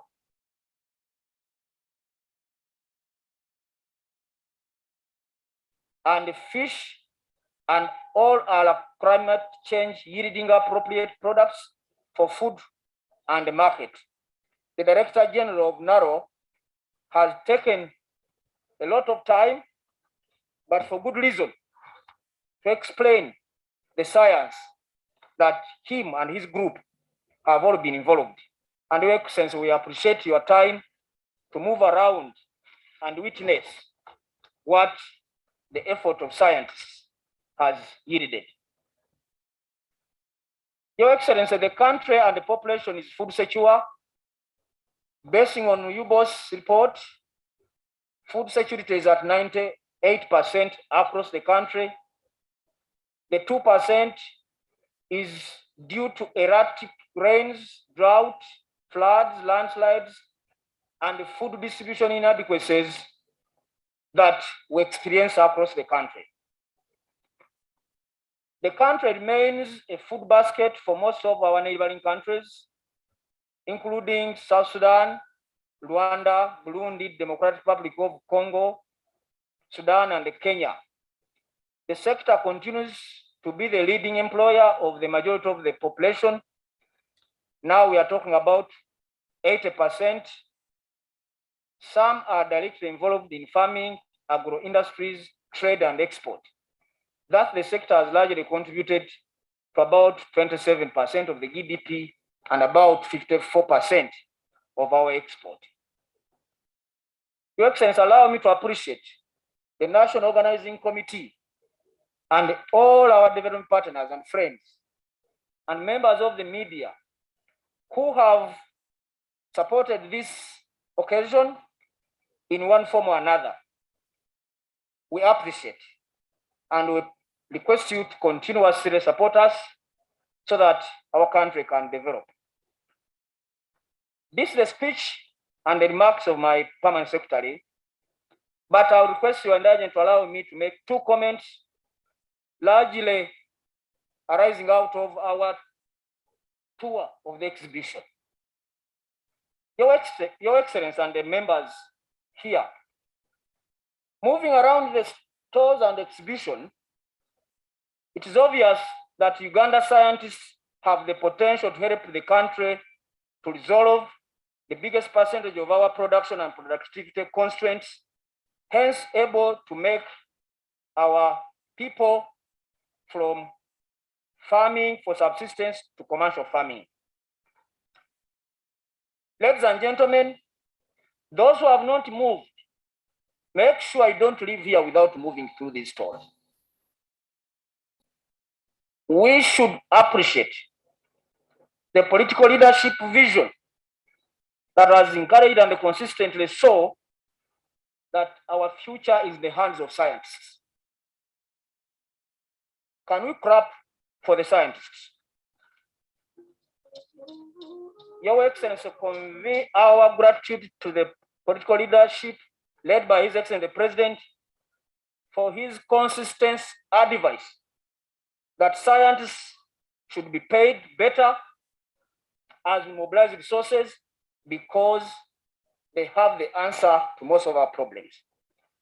I want to add that in addition to paying scientists well, we should respect the scientists.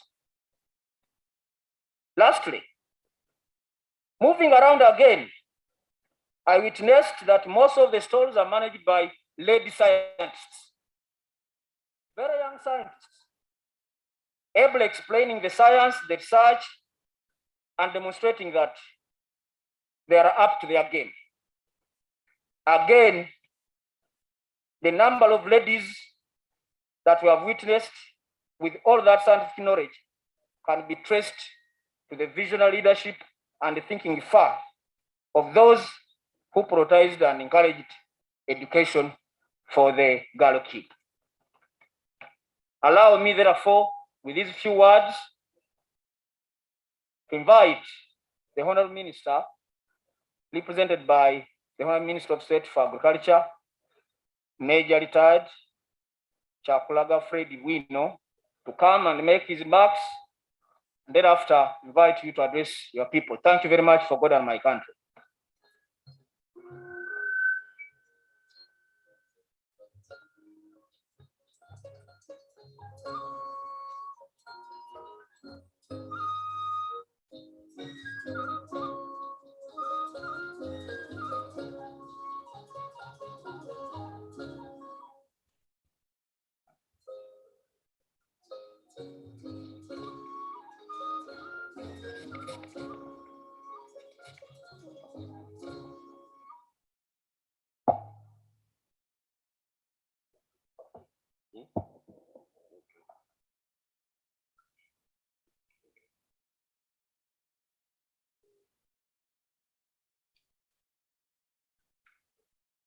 Your Excellency, retired Major Jessica Alpo, the Vice President of the Republic of Uganda,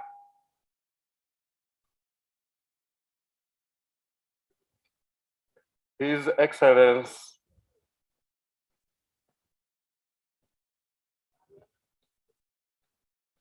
Antonio Querido, the country representative of the Food and Agriculture Organization, His Excellency Robert Akatiama, the representative of the country director of the World Food Program, the Under Secretary of the Ministry of Agriculture, Animal Industry and Fisheries, heads of agencies present, directors, commissioners, and staff of the Ministry of Agriculture, Animal Industry and Fisheries, our heroes, the food heroes, our farmers present here, and those that are watching remotely, exhibitors, the media fraternity, ladies and gentlemen, good afternoon. Your Excellency, it is my honor and pleasure to welcome you to the Ministry of Agriculture, Animal Industry and Fisheries, and particularly here at the National Agricultural Research Laboratories, Kawanda, for the 42nd World Food Day celebrations. We are greatly honored to have you grace and preside over this ceremony as chief guest. Your Excellency, in a special way, I wish to thank you for giving us enough time to the extent that you have been able to visit all the stalls as you arrived. I encourage all the participants today to visit these stalls because there's a lot of information there. But particularly, I invite all of you to visit the UCDA stall so that you can test our coffee. We should learn the culture of promoting our own good things. Your Excellence, the World Food Day is celebrated every year, world over. And the theme for this year, as already said, is our actions are our future. Better production, better nutrition, a better environment, and a better life. The theme recognizes the need for more efficient, inclusive, resilient, and sustainable agri-food systems for better production, better nutrition, and a better environment, leaving no one behind. This day, therefore, calls for action across sectors to ensure that our agri-food systems deliver enough affordable, nutritious, and safe food for all. This day draws attention to the need to be food secure, in order to accelerate development and incomes for our people through increased agricultural production, productivity, processing, and marketing. It also creates awareness among the countries and the general public to prioritize agriculture and engage in agriculture as a business. Your Excellence, as you are aware, agriculture remains the mainstay of Uganda's economy, and our efforts, both public and private, should be directed at promoting investments in the sector for increased incomes, employment, food security, and wealth creation. As I talk at this moment, the country is largely food secure, and it remains a food basket for most of our neighbors. Your Excellence, the just released WBOS 2020 country food balance sheet indicates that Uganda is 98% food secure. And according to the 2014 census, the agriculture sector employs 70% of households and contributes 26.2% to the GDP. And it remains a base for the country's industrialization. And on top of this, 50% of our exports over the last 10 years derive from agriculture. All this is a result of a hard-working farmer, the person that we have already called our food hero, as well as a result of sustained investment in the sector by both the government and the private sector. Your Excellence, the ministry is now implementing the agro-industrialization program which is fully aligned to the third National Development Plan, NDP3, with 5 core objectives, namely 1, increasing income through increased production and productivity. 2, ensuring household food and nutritional security. 3, creating on-farm and off-farm employment opportunities.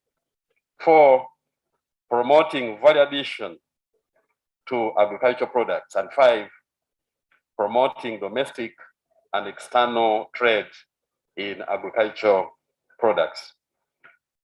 My ministry will continue over the medium term to pursue policies and interventions that promote value addition. We shall continue emphasizing value addition to improve our foreign base. We will also continue to pursue interventions aimed at boosting the export potential so as to significantly reduce import bill. Here, I'm mainly talking about enterprises like coffee, maize, tea, beef, milk, and fish. On the side of coffee, as we talk now, our recent exports climaxed at 700,000 bags, each of 60 kilograms. And at that rate, if you multiply it by 12 months, this would mean that we have reached 8 million bags exported. And this is a significant increase because in the year 2020-2021 that ended in July, the annual export was 6 million bags. But as we talk, we have reached about 8 million. Our target is to reach 20 million bags export. Unfortunately, as we talk, we are still exporting the green beans.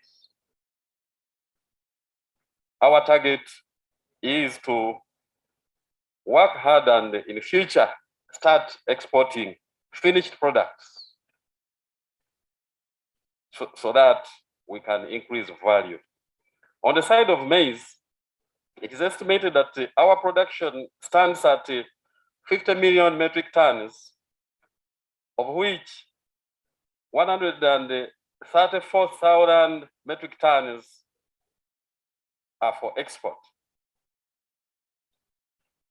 Our target is to double this production in the next 5 years. In the tea, the tea industry, we have made tremendous progress in the last 10 years, with the current production estimated at 61,376 metric tons. Most of this is exported. And our target is to again double this production.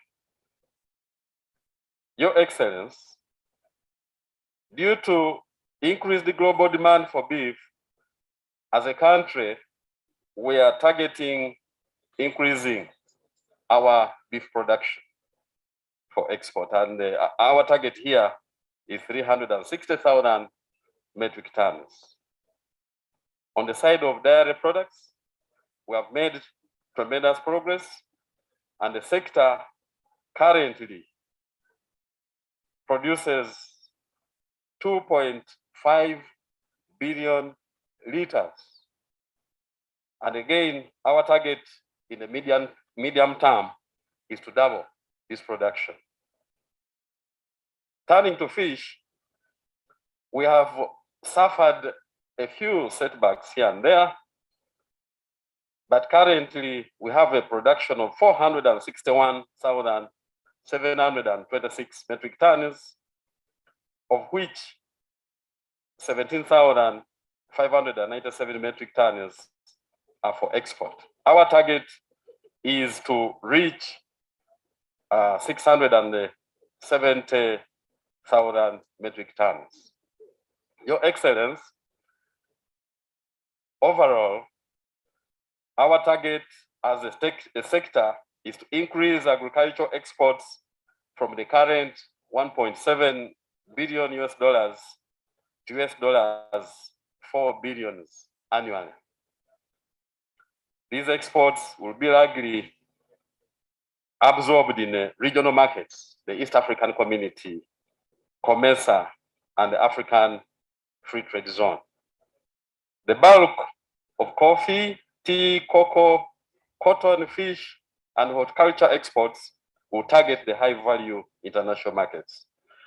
For all this effort to be realized, we call upon our strategic partners, many of whom are here, Food and Agriculture Organization, World Food Program are here.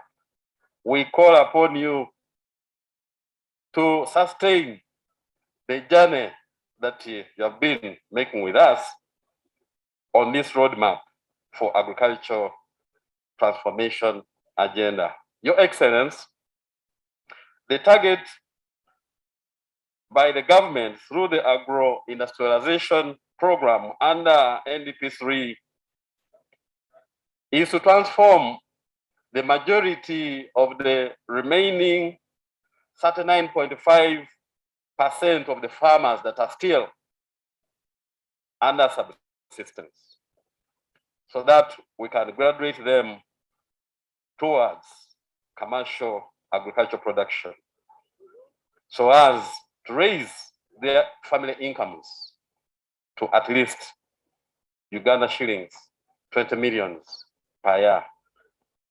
And we are optimistic that this is possible. And there are farmers across all the agricultural zones that are already getting this income from their single or combined enterprises of dairy, tea, cocoa, oil palm, coffee, cassava, fruits, vegetables, and so on and so forth. The sector, however,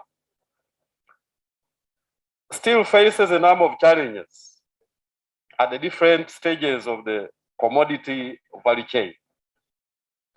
Key among them are: one, reliance on rain-fed agriculture. Two, minimal value addition to agricultural products. Three, low level of mechanization in agricultural operations. Four, high incidence of pests and diseases with little or minimal interventions. Five, relatively underdeveloped agro-processing industry. Six, negative impacts of climate change. And seven, our poor land tenure systems, where we keep fragmenting our pieces of land due to our methods of inheritance. These challenges are further compounded by impacts of the global climate change. Your Excellency, government through my ministry is continuing to prioritize water for agricultural production, especially for strategic commodities.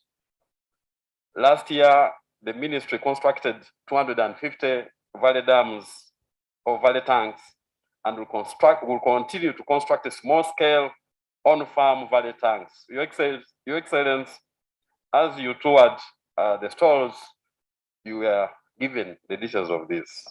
We have the capacity, and our intention is to come to cabinet for further enhancement of this capacity.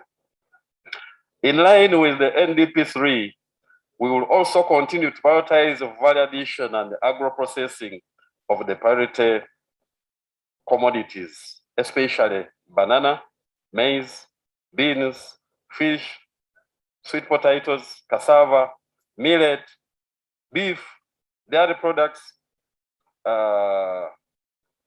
leather, fish, poultry, and so on and so forth. And we were honored on the 10th October last year to have hosted His Excellency the President when he flagged off value addition equipment at our Namayela Agricultural Mechanization Referral Center. And many of these were sent across the country. This is to ensure that the farmers sell value-added agricultural products instead of selling them in raw form. We continue to encourage farmers to do agriculture as a business. Your Excellency, allow me to use this opportunity to commend the complementary work and effort of Operation Wealth Creation. Under Operation Wealth Creation, a number of initiatives and activities have been undertaken, and these have greatly increased production and productivity across various enterprises, including the recent bumper harvest in maize. The Operation Wealth Creation has been and is still boosting the input distribution system of farmer inputs of crops, livestock, fish, post-harvest management, farm equipment, fertilizers, and so on and so forth. I most sincerely commend them for this effort. I also take this opportunity to thank our development partners and all other stakeholders who have supported government efforts in the fight against malnutrition and advocating for a healthy living. I'm convinced if we join forces together, it is possible to sustainably rid our country of inadequate diet and malnutrition, hunger, and thus contribute to the health of our people as well as to national development. Finally, Your Excellency, allow me to once again thank all those who supported my ministry towards organizing this event, especially the Food and Agriculture Organization, the World Food Program, development partners, stakeholders, and the media, whose efforts have made this day a success. It is now my humble duty and honor to invite you, Your Excellency, to address your people. Thank you very much, Your Excellency, for God and my country.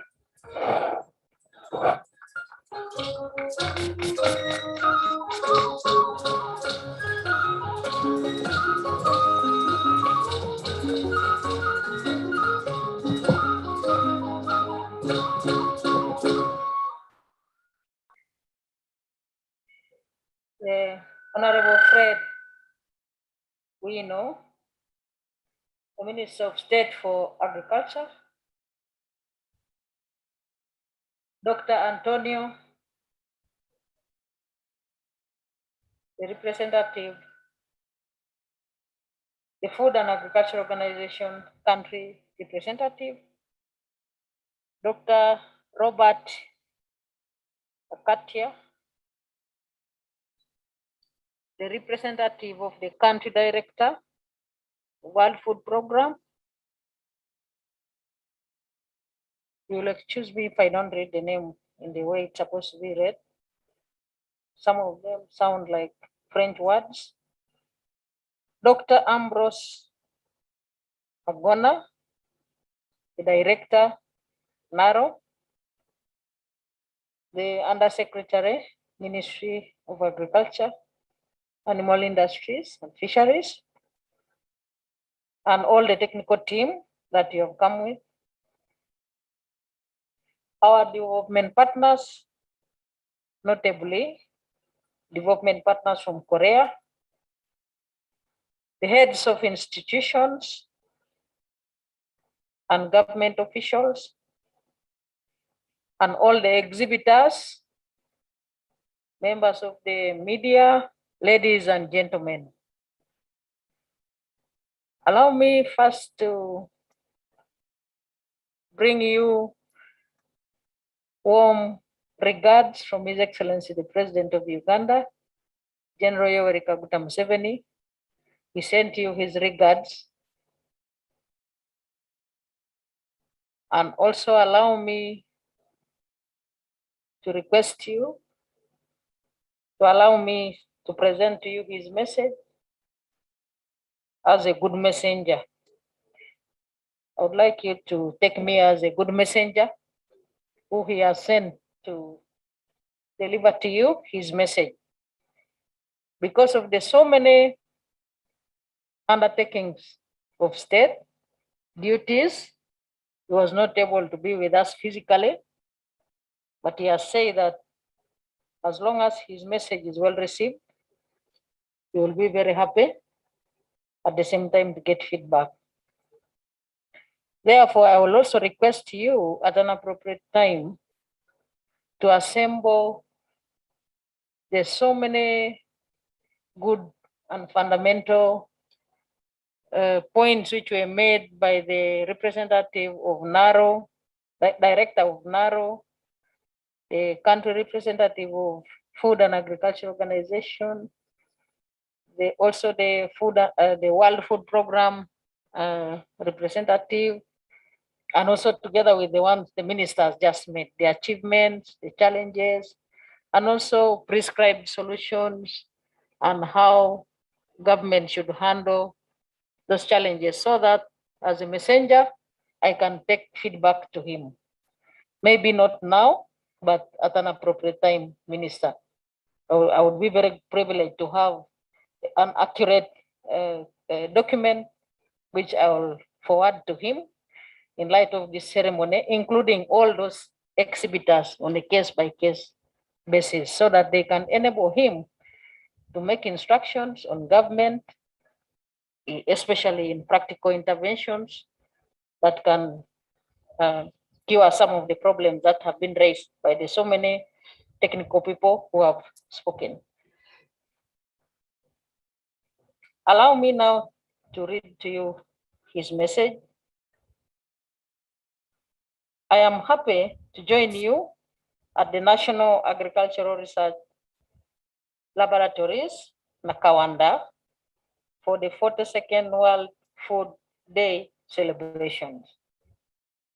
Today, Uganda joins the rest of the world to celebrate World Food Day, to promote worldwide awareness and action for those who suffer from hunger and for the need to ensure food security and nutritious diets for all. This World Food Day is celebrated for the second time amidst the COVID-19 pandemic, whose repercussions disrupted agri-food systems and triggered unprecedented global economic recession, resulting in a dramatic loss of livelihoods and incomes and increased food insecurity, inequality, and food crisis in some parts of the world. While the world is still grappling with the COVID-19 global health crisis, it is important to reflect on things we truly cherish and our most basic needs. These uncertain times have made many of us rekindle our appreciation for a thing that some take for granted, many go without, which is food. In a moment like this, it is more important than ever before to recognize the need to support food heroes, farmers, and workers throughout the food system. In recent decades, the world has made significant progress in improving agricultural productivity. Although we now produce more than enough food to feed everyone, our food systems are out of balance. Hunger, obesity, environmental degradation, loss of biological diversity, food loss, and waste, and a lack of security for food chain workers are only some of the issues that undermine this imbalance. Therefore, the theme for this year's celebration, that is, our actions are our future, better production, better nutrition, a better environment, and a better life, is timely and pertinent. As a country, we need to grow a variety of food to nourish a growing population and sustain the planet together. This day presents an opportunity for the country to reflect on the global commitments to achieve Sustainable Development Goal 2, which is to end hunger, achieve food security, and improve nutrition, and promote sustainable agriculture. This means that as a country, we reflect on the international and national solidarity in the struggle against hunger, malnutrition, and poverty, as well as wealth creation. The focus is on hunger, undernutrition, malnutrition, and how these variables impact on development. For example, food security analysis for Uganda indicates that generally 89% of the total population were classified in phase 1 as being food secure, and a food basket for most of the neighboring countries. Government will continue to support sustainable farming systems which produce nutritious diets for all people while protecting the capacity of future generations to feed them.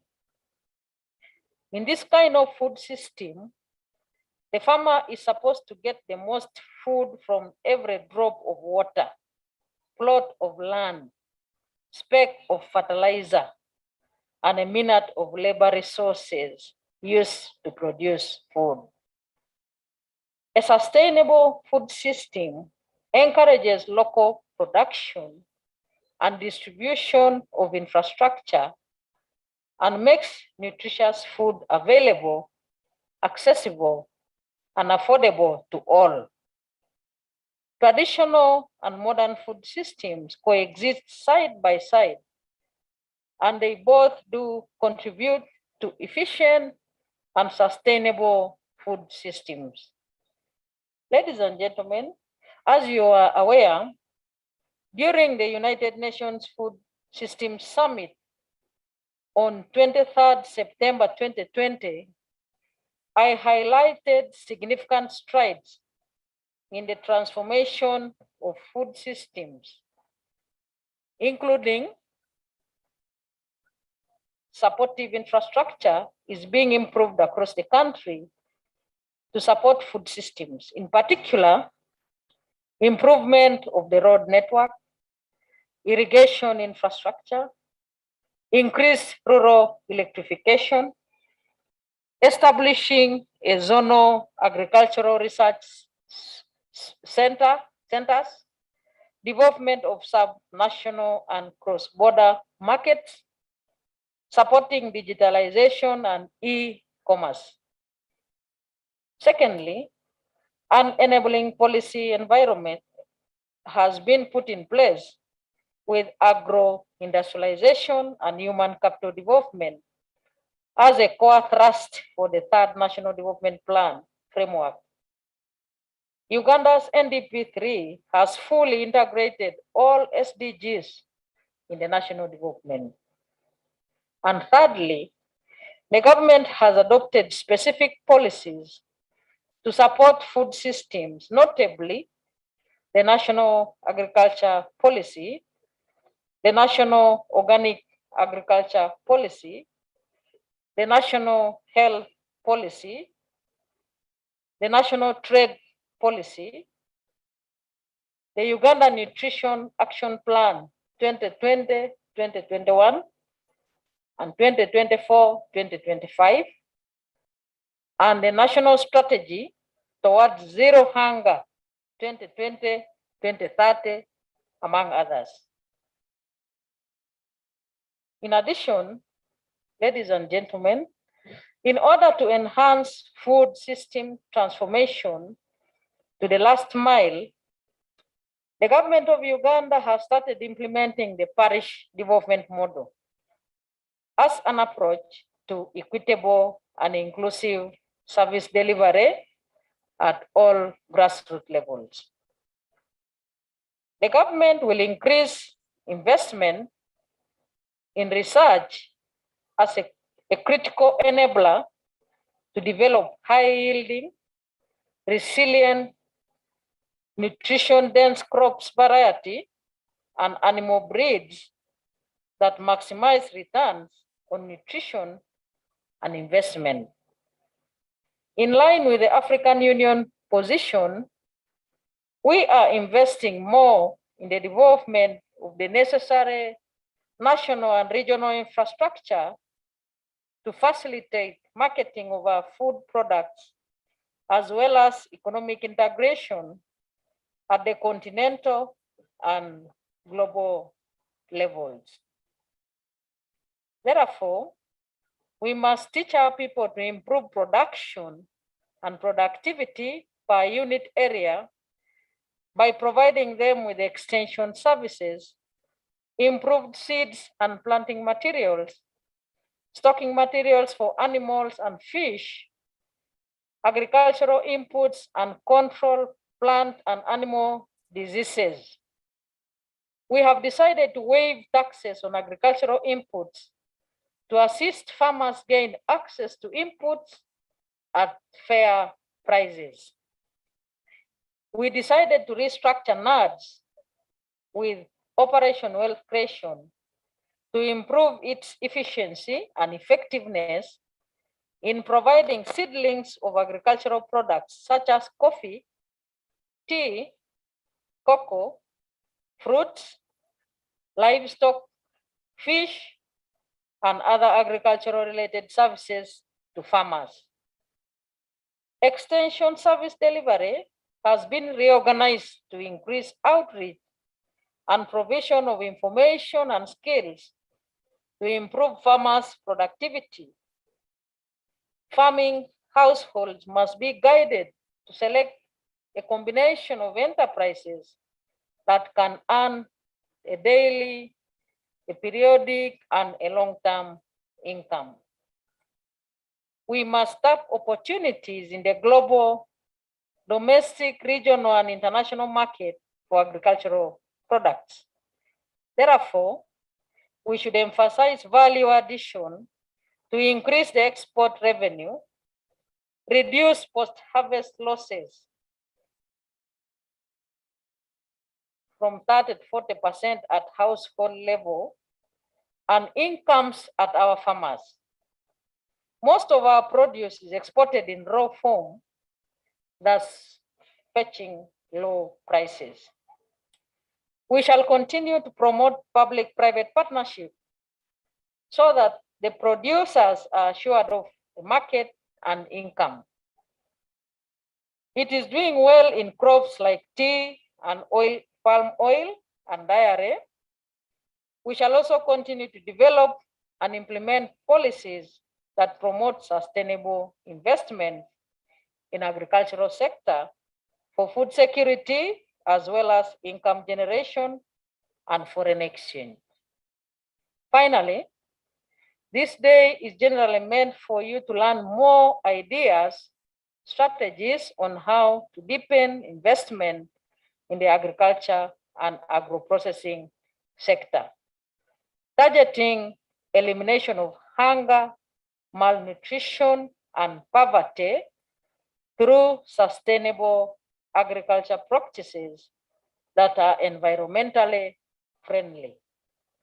Once again, I want to thank the organizers of this event, the Ministry of Agriculture, Animal Industries and Fisheries, Food and Agricultural Organization, World Food Program, and all development partners, stakeholders who have made this day a success. I thank you all. Thank you, thank you. Please, let's give it a big round of applause.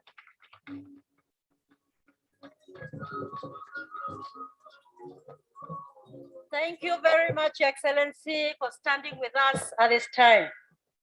On our own, we will not be able to do it. We need your support, ma'am, and we need support of every stakeholder here present.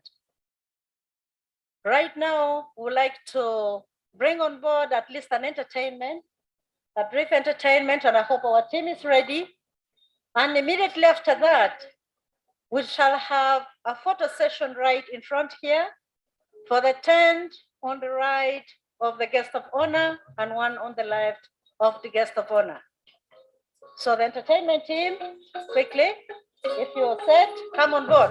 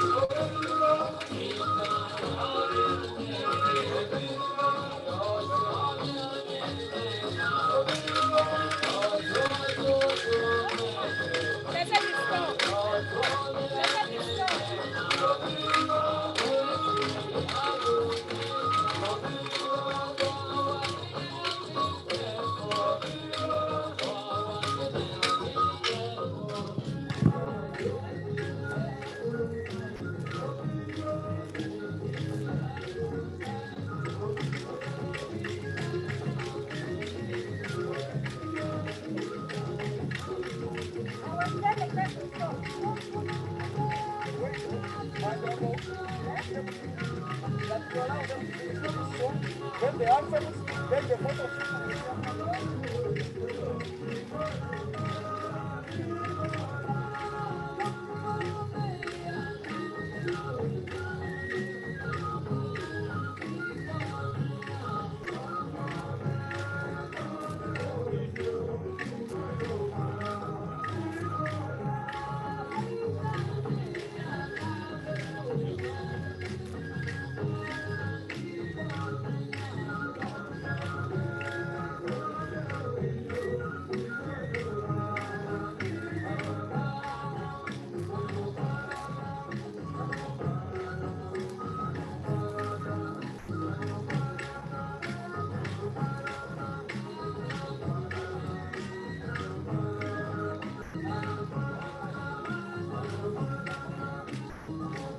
Thank you, thank you, thank you. Thank you, our entertainers. This is beautiful. Thank you very much. Thank you. Wonderful, wonderful. Thank you so much. Those are the beautiful Ugandan girls. Look at them. Thank you so much. Thanks a lot. Please, let's give them a big round of applause.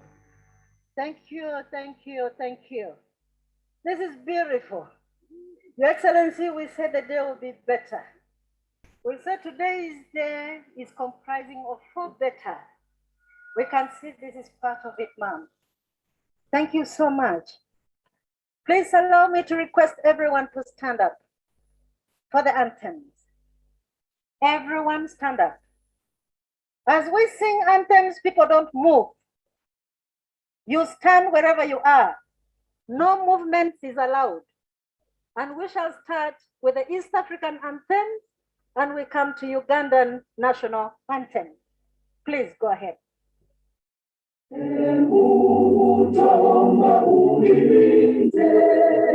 Jumuiya Afrika Mashariki, tuwezeshe kuishi kwa amani, tutimize na malengo yetu.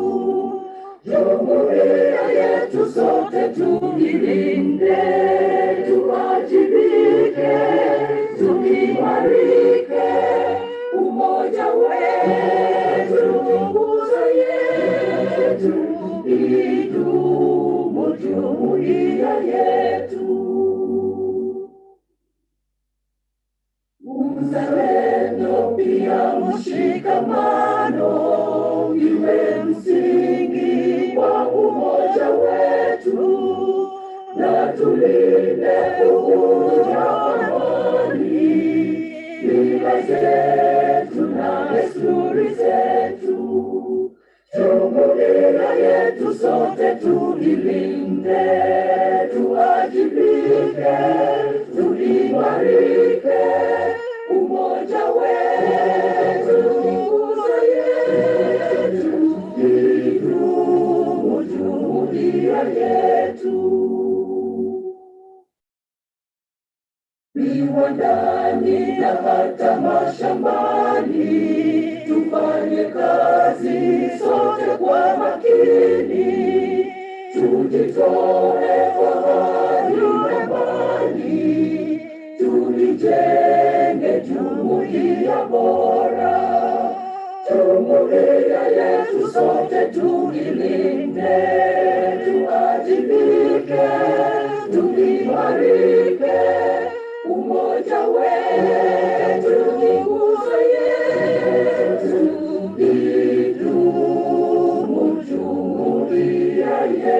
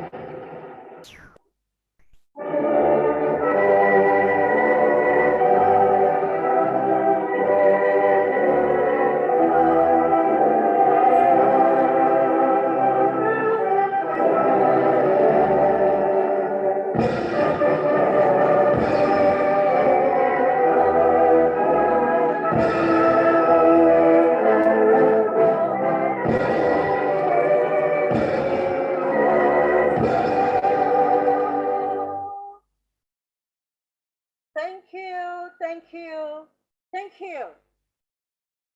At this moment, we are going to have a group photo right in front here. As I stated, we are going to have a few VIPs from 10 on the left and 10 on the right. The directors, the directors, yes, thank you very much. No, very few people, very few. It's okay.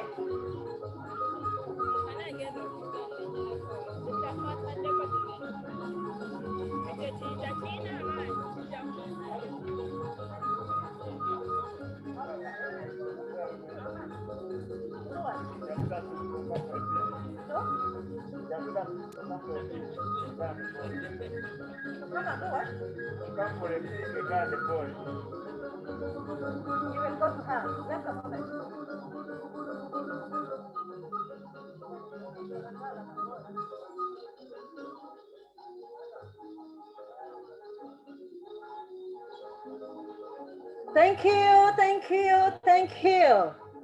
And today is World Food Day. We don't go away without eating food. The Minister of Agriculture, Animal Industry and Fisheries has prepared food for each and everyone here present. Please do not walk out without food. We have food right within next door. Please don't go away without eating on World Food Day.